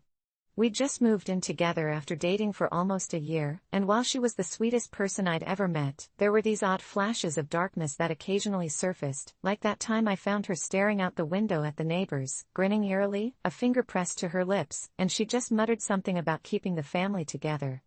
I chalked it up to her quirky personality. We all have our weirdness, right? So, when she came home one evening bubbling with excitement, holding a plate of brownies she'd baked from scratch, I genuinely wanted to be thrilled about it, but something felt off. The scent wafting through the apartment was heavenly, rich chocolate mixed with a hint of vanilla, yet it felt tainted with an inexplicable weight. She placed them on the table, her eyes sparkling with anticipation as if they were the manifestation of her love for me, and I wanted to tell her how fantastic they looked, but bile crept up my throat. I hesitated, glancing at her. "I'm not really hungry," I muttered, hoping she'd merely brush it off, but instead, she flared up like a match ignited by the spark of a breath. "You don't like them?" she shouted, and despite the ghostly shadows that danced just beyond her smile, it hit me like a freight train. I'd stepped on hallowed ground. I tried to defend myself, to explain that it was just a lack of appetite and not a reflection of her baking skills, but that only seemed to deepen the frown that replaced her earlier glee. Fighting the sensation of dread gnawing at me, I retreated to my room, needing the safety of solitude to gather my thoughts, but it felt like a prison. I couldn't shake the feeling that I'd awakened something I shouldn't have, and as the hours passed, I could hear her moving around in the kitchen, soft mutterings merging with the darkening night. Eventually, sleep dragged me into a nightmare I'd never forget. I saw Lisa standing above me, her face illuminated by the soft glow of moonlight streaming through the window, but there was something unsettling about her smile, something predatory, yet she offered me a brownie, insistent, as the shadows coiled around her in an embrace. I woke with a start, sweat-soaked sheets clinging to my skin, the faintest echo of her whisper still ringing in my ears, a siren's lure, "Just one, darling." When morning came, an overwhelming unease clung to my chest like a weight, and I avoided her gaze over breakfast, worried about how drastically my words had shifted the atmosphere. "Are you sure you don't want to try one?" she asked, a tremor of desperation more than mere sweetness creeping into her tone. "I'll save them for later," I replied vaguely, but I meant it more as a peace offering than genuine interest. However, days turned into weeks, and inevitably, the uneaten brownies loomed like a specter. In the corner of our home, a silent reminder of my supposed ingratitude. The tension crackled like static in the air, thick and almost electric, until one fateful evening, that familiar plate of brownies made a terrifying return. Lisa approached me with a different energy, her smile was tight and her eyes glimmered ominously. "I found a way to make them even better," she declared, and I could hardly recognize the voice coming from her lips. I feigned enthusiasm, but inside, an instinct screamed at me to flee. What could she possibly mean by better? My mind raced, recalling snippets of conversations we had about organic ingredients, the herbs she was so into that I dismissed as harmless eccentricities. I felt the walls closing in around me as she set the plate down and leaned closer, her gaze almost molten. "You're still upset I made them, aren't you?" she asked, the innocent facade peeling away like paint from an old wall. "I'm not ungrateful, Lisa. Really, it was just," she cut me off with a derisive laugh that chilled me to the bone, and suddenly, it all spiraled into a confrontation neither of us wanted but couldn't seem to escape. I screamed something about her obsession with those brownies, how her moods hinged on my reaction to them, and that's when I saw it, a flash of something lurking in her eyes, something dark and consuming. "You don't understand," she hissed, taking a step back, the slight tremor of her voice betraying what brutality lurked beneath. "Once you've tasted my brownies, there's no going back. You'll want more. I promise." The way she smiled made my skin crawl, like a snake licking its lips before it strikes, and I knew then that my refusal was merely a prelude to something horrific. Panic surged, I needed to leave and put distance between myself and the sinister weight of her words. I slammed the door behind me, vowing to never return, but in the night, as darkness crushed the light, her voice followed me. "You'll regret this," she promised, each syllable dripping with malice as I ran into the streets, desperate to escape my own mind. Days turned into nightmares. I could feel her watching me, waiting, as the uneaten brownies sat like a silent curse in the corner of my dreams. Friends grew concerned. I could hardly hold a conversation. Paranoia wrapped me in an icy grip, and I convinced myself that she could sense my fear like a predator stalking prey. I moved in with a friend, but every creak of the floorboards felt like her footsteps trailing me, every shadow reminding me of her wide grin, and those damned brownies flashed in my mind like a harbinger of doom. Then one evening, just as I was curling up on the couch with trembling hands, there was a knock at the door, a seemingly benign sound, yet it sent ice coursing through my veins. I approached cautiously, peeking through the peephole, and there she was, Lisa, standing with that same plate of brownies held against her chest like a shield, her hair wild and disheveled, a manic light in her eyes. "You didn't say goodbye," she said sweetly, and before I could respond, I found myself under the spell of her haunting smile. The door flew open, and I was trapped in that infernal gaze. "I made them for you. Just one, darling, and everything will be all right," she murmured, words curling around me like tendrils of smoke. In that moment, all I could do was stare at the brownies, their dark, glossy surface beckoning me closer, the aroma filling my nostrils with a singular promise: bliss. I swayed slightly, teetering between hunger and fear, but then I saw something in the swirl of chocolate, something darker than mere sweets, something deep and twisted, teeth, shining stark white against the dark backdrop.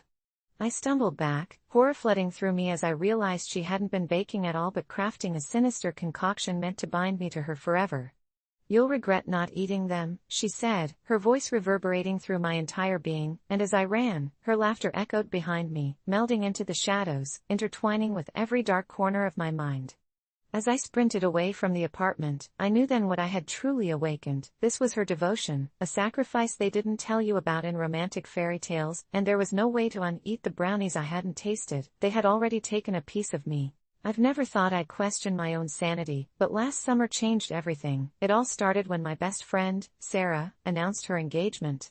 Sarah was someone I grew up with, and we've shared everything from childhood secrets to adult heartbreaks, so when she asked me to be her maid of honor, I felt honored but terrified. The wedding was grand, extravagant by every measure, and I wanted everything to be perfect for her. That's when the dress came into the picture. The moment I saw it, I felt my stomach tighten. The floor-length silk gown was beautiful, but the plunging neckline and sheer sides left little to the imagination. For someone like me, who never felt comfortable in the spotlight, it was a nightmare. As if sensing my hesitation, Sarah insisted I look like a hot bridesmaid because the dress is meant to show off our beauty.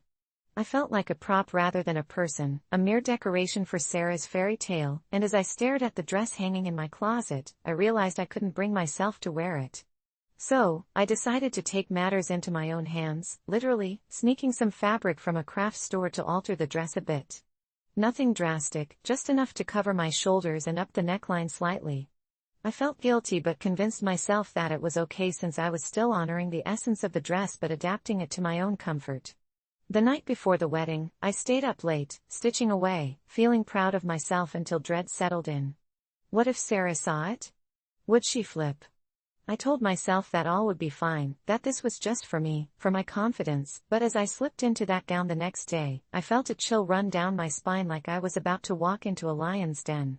The venue was filled with laughter and shimmering lights, and the moment I stepped through the entrance, I could feel all eyes on me. But instead of ridicule or judgment, I saw nods of approval, murmured compliments about how elegant I looked. It was euphoric until I spotted Sarah, who stood frozen, eyes wide in disbelief, her mouth moving but the words lost in the frantic music around us. Before I could process her reaction, she stormed over to me, seething. "Did you alter my dress?" she asked through gritted teeth, her voice devoid of warmth. I stammered, trying to explain how it was too revealing for my taste, but her expression hardened further. "You weren't supposed to change anything, this is my wedding." I felt the temperature in the room drop, and it became painfully clear that her dream of perfect bridesmaids and perfection had been shattered by someone who dared to adapt their own version of beauty. As she dragged me outside, the laughter from the party faded into a distant echo, and it felt like I was about to be sentenced. "You made a mockery of me," she whispered fiercely. A part of me wanted to yell back, to explain that it was about comfort, not mockery, but all of the words seemed trapped in my throat. Before I could speak, she turned and raced back inside, leaving me outside, alone amidst the fading light. The next hour was a whirlwind of chaotic emotions. It disrupted the flow of the wedding entirely, while I stood there, shaking, feeling like a pariah. Guests started casting sideways glances in my direction, some whispering, while others just outright stared. That's when the uncertainty morphed into something darker. I knew I had crossed a line. The coldness from Sarah seeped deeper inside me as I replayed our confrontation and my own insecurity that led to this moment. Was I really the villain in this story? Or was I merely trying to reclaim a piece of my one fading sense of self at the expense of someone else's happiness? After the ceremony, I retreated to the bathroom, convinced I needed to gather my thoughts, but as I approached the mirror, I noticed something uncanny about my reflection. My altered dress, the fabric I thought was meant to help me, seemed to distort my own likeness in an almost grotesque manner. The neckline I was proud of now began to look jagged and monstrous, the sleeves felt like chains wrapping around me, pulling tighter and tighter. I blinked, and for a fleeting moment, I swore I saw another face, a twisted, smirking mask that looked like me but wasn't. I staggered back, suddenly feeling like I was trapped in someone else's nightmare. Shaking my head, I took a breath, reassured myself that it was just my mind playing tricks, but the fear crawled deeper into my bones. When I finally left the bathroom, I found the reception room in chaos. Sarah was surrounded by a group of bridesmaids, enraged faces all around her, casting accusatory glances at me like I was the villain in their beloved tale. The apprehension in the air was palpable, every laugh a bit too sharp, every cheer unnaturally loud. Before I could even register what was happening, I heard whispers form into words, accusing me of sabotaging the wedding, of making my insecurities the focus of Sarah's big day, as if I was some attention seeker reveling in the chaos I'd concocted. In those moments, I felt their judgment slice through me like a dagger, and that's when I caught sight of my own reflection in the highly polished plates scattered across the tables. I looked at the corrupted image of myself in the dress, and suddenly it struck me, I wasn't merely altering a dress, I was trying to alter my reality, to fit into a world where I didn't belong, where beauty meant something else entirely, something that warped my very sense of being. The music played on, the chaos intensified, and I felt a desperate urge to escape, to shed the skin of my own creation. I turned and fled while they continued to hurl insults behind me, the laughter losing its warmth, becoming a cruel echo that taunted my every step. That night was a blur, a prison of my own making that left me shaken, haunted by the reflection of what I had become. The next morning, Sarah and I spoke. She never forgave me, claiming, I ruined her day, that I should have understood the importance of sacrifices for the sake of friendship. But as we parted ways, I couldn't shake the feeling that my desire to alter that dress, to claim my own narrative, had unleashed something far more sinister. I'd broken a bond not just with her, but with a version of myself who sought acceptance in a world where the beauty seemed so unforgiving, and I became a specter of that night, roaming through my thoughts, knowing in the deepest chambers of my mind that sometimes, you might not just alter a dress, you might alter the very fabric of who you are, and in doing so, you risk losing everything that you held dear. When I was 13, my family took me to visit my cousin Chloe, who lived in a small town where rumors wrapped around old houses like thick vines, and where the wind seemed to be a constant whisper of secrets. I adored Chloe, she was always the life of the party, brimming with laughter and confident chatter.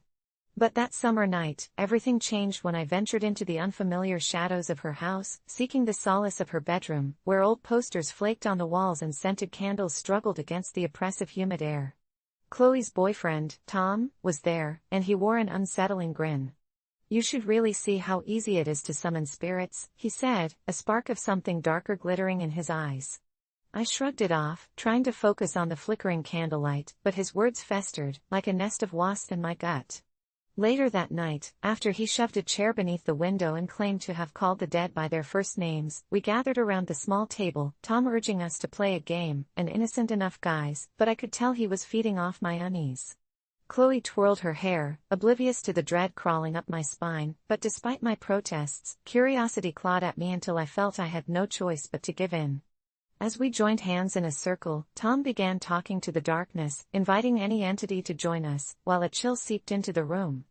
A pressure hung in the air, thick and suffocating, as the candles flickered wildly and the temperature dropped. I shuddered, desperately wishing for a way out, when a flash of cold wind swept through the eerily still air, and the lights flickered, sending all three of us sprawling in panic against the wall. I thought I saw it, a shadow darting behind Tom, and I swear, for a brief moment, I could feel the breath of something unfathomable on my neck. "Stop it," I shouted, the pitch of my voice breaking. Chloe shot me a hurt look as Tom smirked, clearly reveling in my unease. I didn't like the way he looked at her, like she was nothing more than a pawn to be manipulated in his sick game. When I finally pulled away, running down the dimly lit hallway with pounding footsteps, I felt something cold and unyielding grip my heart, like the hand of whatever he had conjured. I stumbled out of the house, frantically kicking stones in the gravel driveway, determined to put distance between me and Tom's sinister antics. As I walked away, I lost track of time, my senses overwhelmed by the buzzing of cicadas and the distant murmur of wind slipping between the trees. I thought, foolishly, that I could shake the feeling of dread, but in the pit of my stomach, I felt I had made a mistake. By leaving, I had done something wrong. But suddenly, a loud crash echoed behind me, and I turned to see the front door swing open, Chloe stumbling out, tears streaming down her face. "Why did you leave?" she wailed, her breath hitching. I could barely form a response, the morbid reality sinking in. Before I could say anything, she yelled, "You made him angry." Confusion overwhelmed me as she explained how Tom had followed me, his demeanor shifting from smug to furious in seconds. I wanted to retreat into my own thoughts but couldn't. Her anguish was palpable, igniting guilt for a decision I'd made. "You shouldn't have played that game," she cried, her body trembling. Moments later, Tom stepped out onto the porch, his expression morphing eerily from anger to something chillingly vacant. "This is all your fault," he said, voice eerily devoid of emotion, before he slammed the door shut. It felt surreal, like being trapped in a waking nightmare, where reality began to fray at the edges. The sound of the waves crashing in the distance melded with Chloe's sobs. I attempted to comfort her, but it didn't help. It felt like I was trying to stop a tidal wave with my bare hands. What happened next is a blur. A strange stillness settled in the air, wrapping around us as if the universe itself paused to hold its breath. Chloe's phone buzzed violently, and she snatched it up, eyes widening. "It's Tom," she whispered, trembling. The heavy air thickened as she pressed the phone to her ear. I stood frozen, the world blurring around me as I listened to her end of the conversation. "No. Please, Tom. Don't say that," she begged, her voice breaking. When she finally hung up, her face was drained of color, a ghostly pallor that terrified me. "He's done," she whispered hollowly, and for the first time, I felt fear gripping not only for her but for what lurked just beyond the threshold of normalcy. It turned out that every time I left a room, every time I faltered, it incited a violent reaction in Tom. The shadows had answered his desperation. He wasn't just losing Chloe, he was losing himself, and in that moment, it felt like a dark loop had eclipsed our lives. I felt as if I had stumbled into a living horror story, where the protagonist's decision to run away from danger only served to amplify the horror for those left behind. Days turned into months, and Chloe would later describe that night as the beginning of the end. She could still hear him speaking in tongues, lost in the dark magic of old stories he shouldn't have touched, and somehow I felt responsible. It wasn't a clear-cut evil, no one died that night, but in her eyes, I could see the shadow crawl deeper, and I knew I had done something irrevocable. My heart ached with the weight of knowing that every sob escaping her lips felt like a piece of the blame sinking into my chest. Each encounter felt haunted, and every family gathering turned sour. The laughter morphed into daggers each time I saw Tom in the corner, wearing an expression of abandonment. He unleashed chaos in a white-hot rage, and soon after, their relationship crumbled, but the repercussions reverberated through Chloe's life like thunder. Was I really an asshole for leaving, or was it merely a breath before the descent into madness? It's hard to differentiate what's tangible and what's not when you're marking the boundaries of your sanity. While we navigate the dim corridors of our past longing for the light, sometimes the door you think leads to the safety of the outside world becomes the very breach through which darkness floods in, and the shadows inside you will haunt you long after you think you've escaped. I still wonder whether the real spirits were the stories we buried, too terrified to admit that they lived not only in the shadows of the night but eternally within us.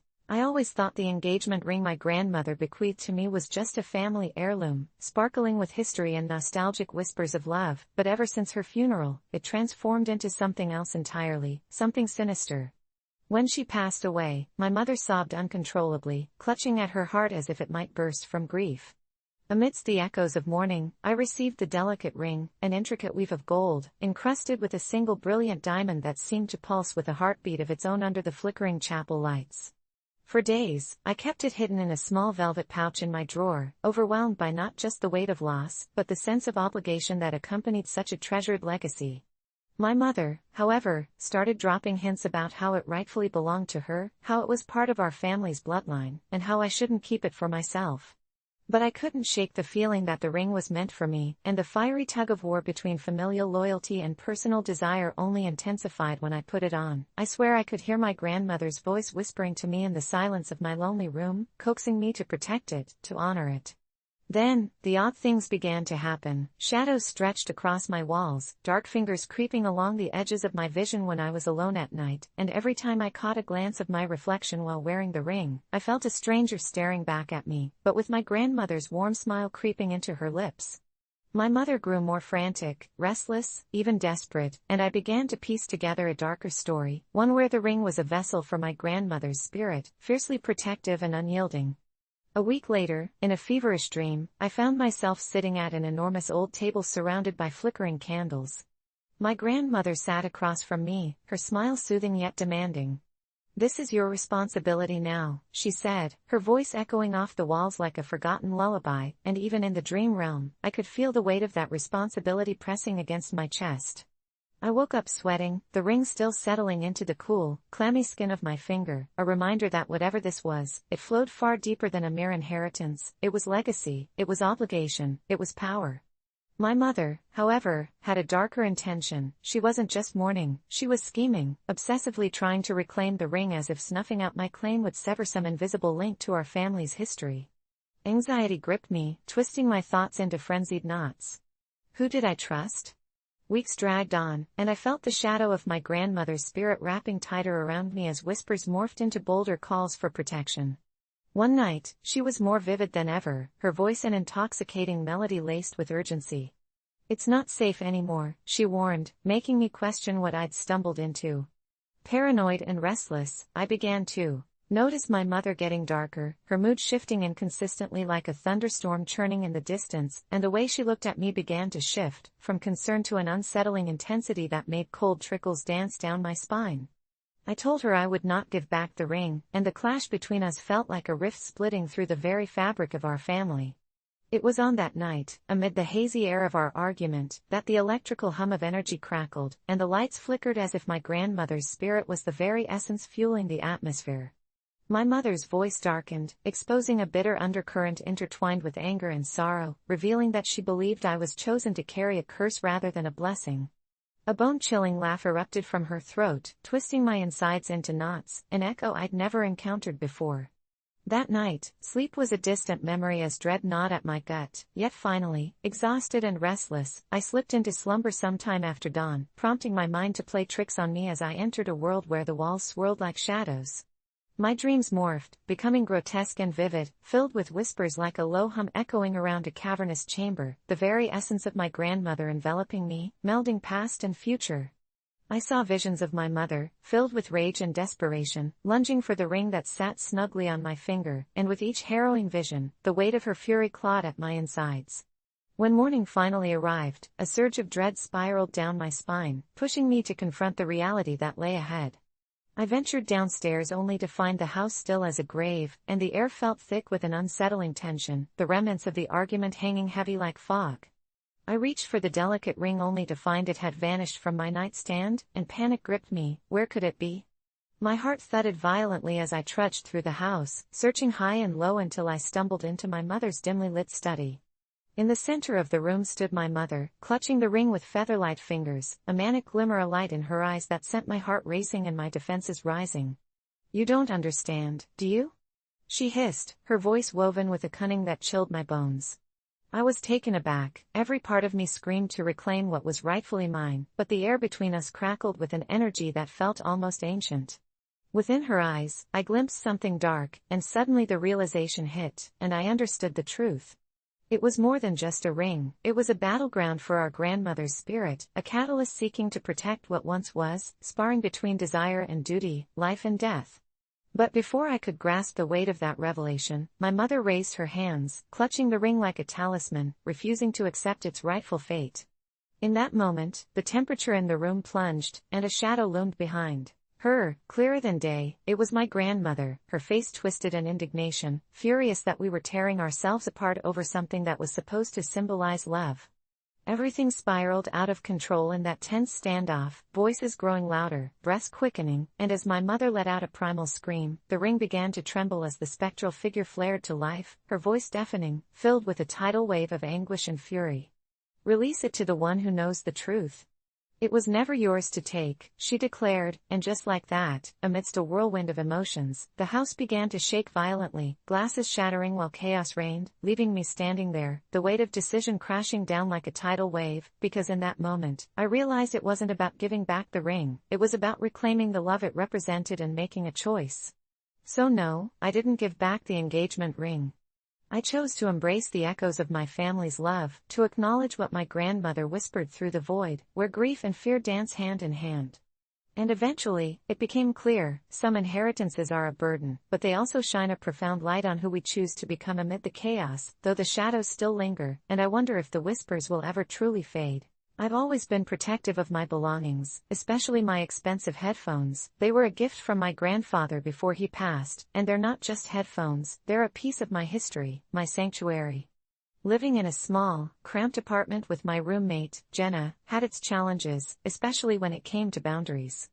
Jenna was charming in her own right, a free spirit, a whirlwind of messy hair and bright laughter that could fill a room, but she also had a way of pushing my limits, always borrowing things without asking and then somehow convincing me it was totally okay.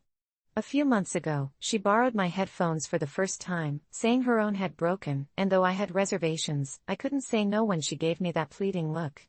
But when I noticed the small scratches on the ear pads upon their return, my stomach twisted with a mixture of anger and sadness. It felt like she was borrowing not just my headphones but part of my soul, and every damage was a betrayal. Weeks passed, and I resolved to keep the headphones locked up whenever I left the apartment, but last Friday, she approached me with her typical sunny smile, asking to borrow them just for a quick session. I hesitated, feeling that familiar unease wash over me. "Please, just for a couple of hours. I promise I'll be super careful." But recalling the state they had returned in last time, I couldn't help but instinctively shake my head. The conversation escalated. She accused me of being selfish and paranoid, and while she ranted, I felt my heart race, my mind racing as I tried to explain the value of that gift, but my words fell upon deaf ears. It spiraled into a shouting match, and I was ready to slam the door against her face just to feel vindicated for standing my ground. But when night fell and I thought I would have the space to breathe, something felt off. As I lay in bed, the silence of the apartment grew oppressive, and a creeping sense of dread settled over me. The moment I heard the unmistakable click of the door opening, my heart stopped. I glanced at my phone, 2:13 a.m. I tried to shake it off as my imagination, but the soft sound of something sliding against the hardwood floor got louder, followed by the unmistakable sound of my headphones being moved. I shot out of bed, adrenaline coursing through my veins. Peeking around the corner into the dimly lit living room, I saw Jenna hunched over my desk, glancing back nervously, her fingers intertwined with the cords of my headphones, the terrible glint of defiance in her eyes. "I know you're up. It's just a pair of headphones," she hissed, her tone laced with an eerie calmness that sent chills down my spine. I could have chosen to scream, to lash out or call her out, but something deep within me made me instinctively choose a cold silence, watching eerily as she continued to act like a thief in the night. An unsettling rush washed over me. I knew then that this wasn't about the headphones, this was a battle of wills, and I had no intention of losing. "You think I'm just going to let you take them?"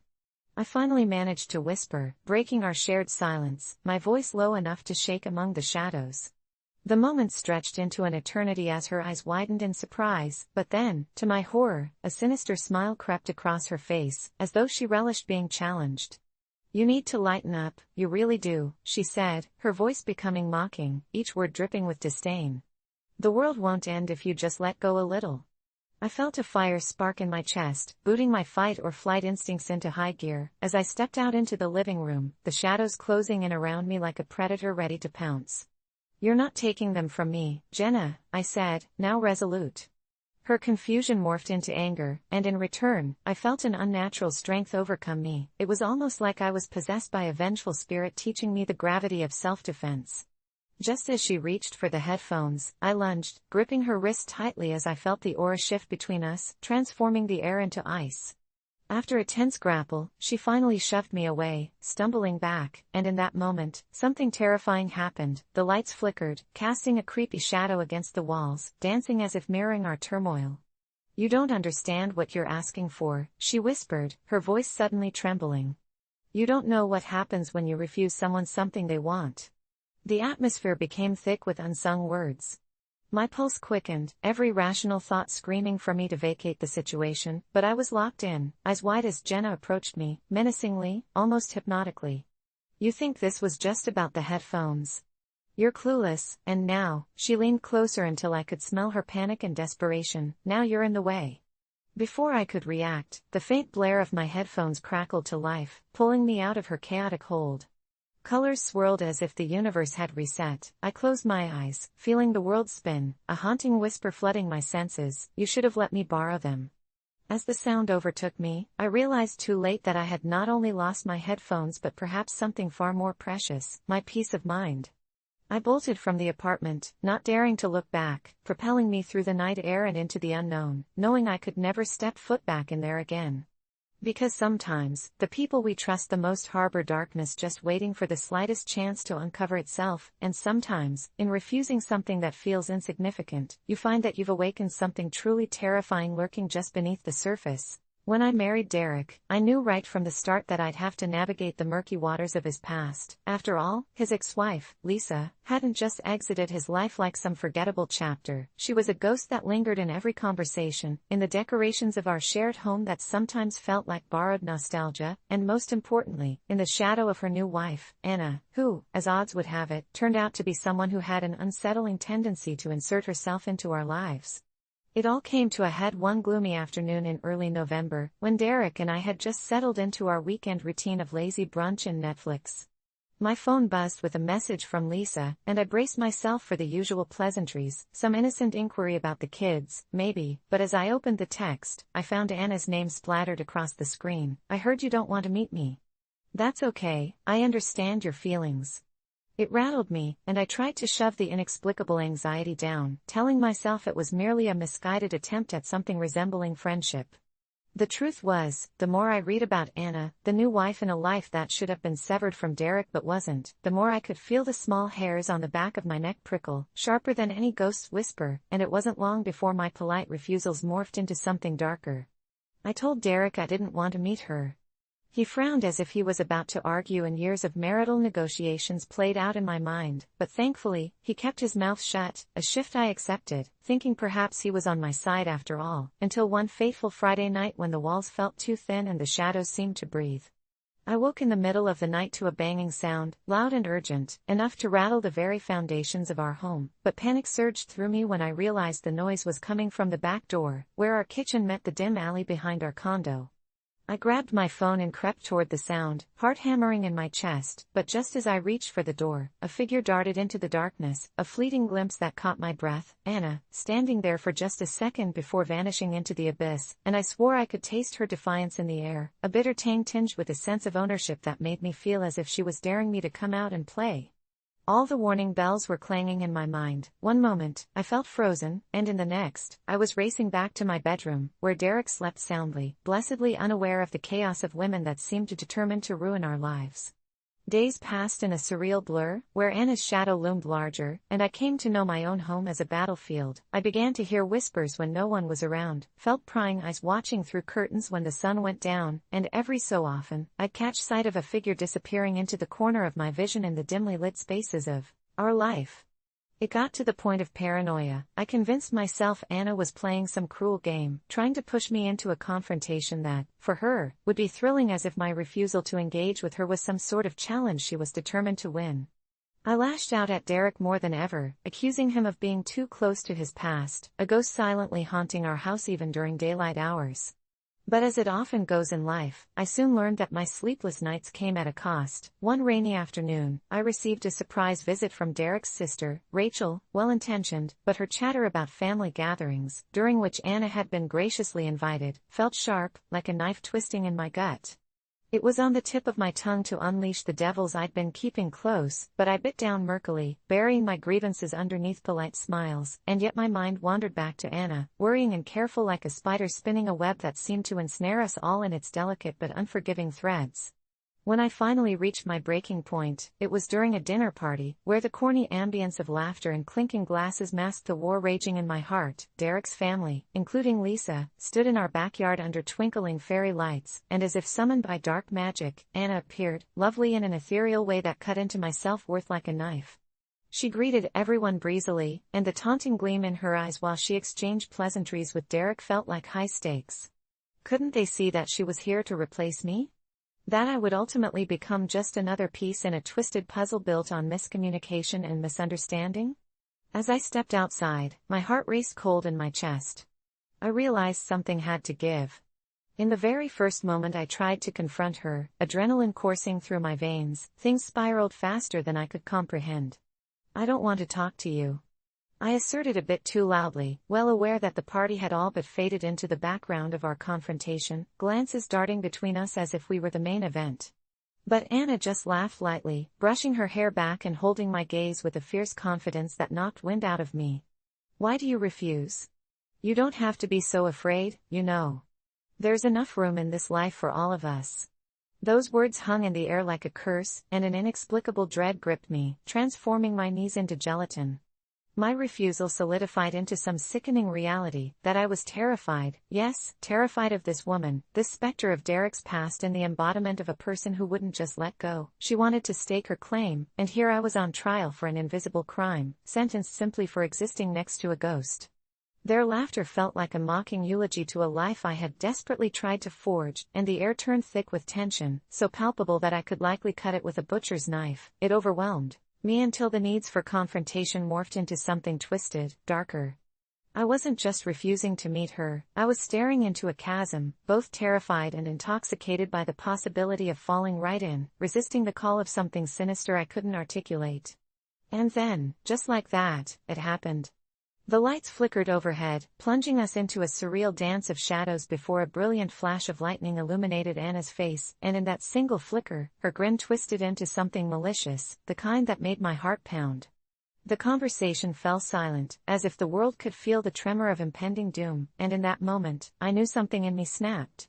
I couldn't just refuse to acknowledge her anymore. The fear that had been simmering transformed into sheer defiance, something wild and unrestrained.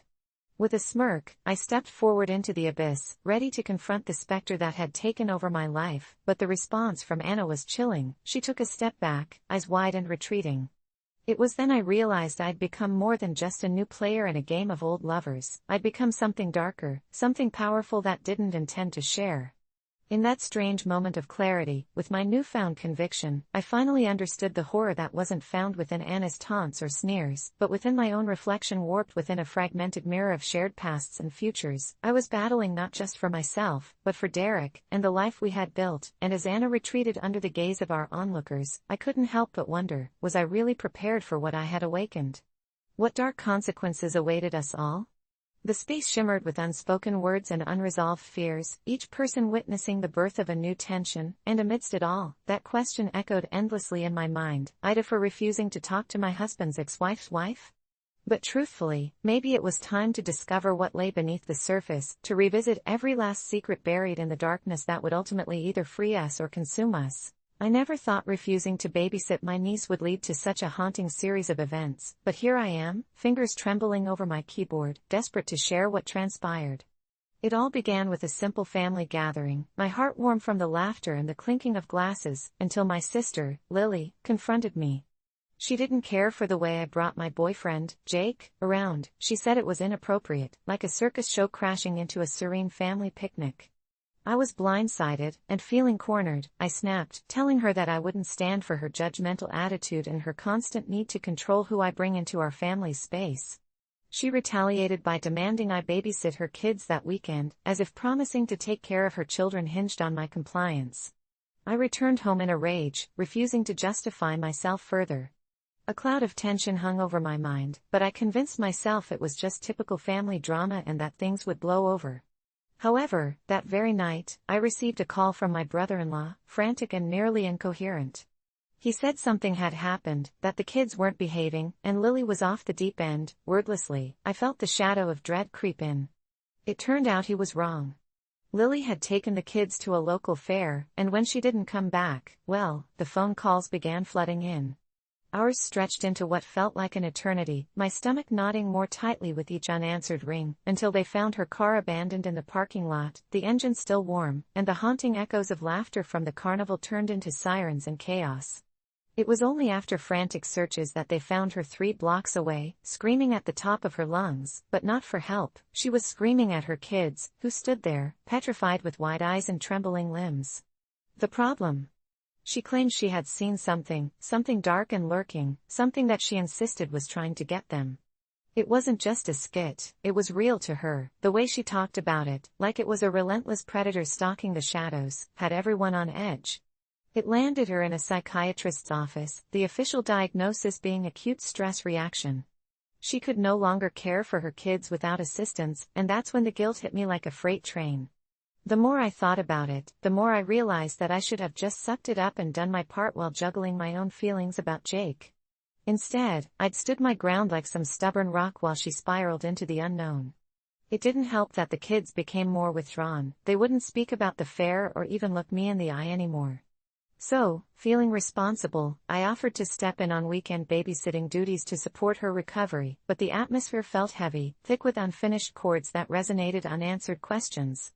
I began to notice strange things happening during these sessions. The kids would stare at empty corners of the room, whispering things I couldn't hear. Their faces turned pale as if they saw memories of something wicked, and one evening, while I was trying to distract them with movies, I caught them doodling in their coloring books.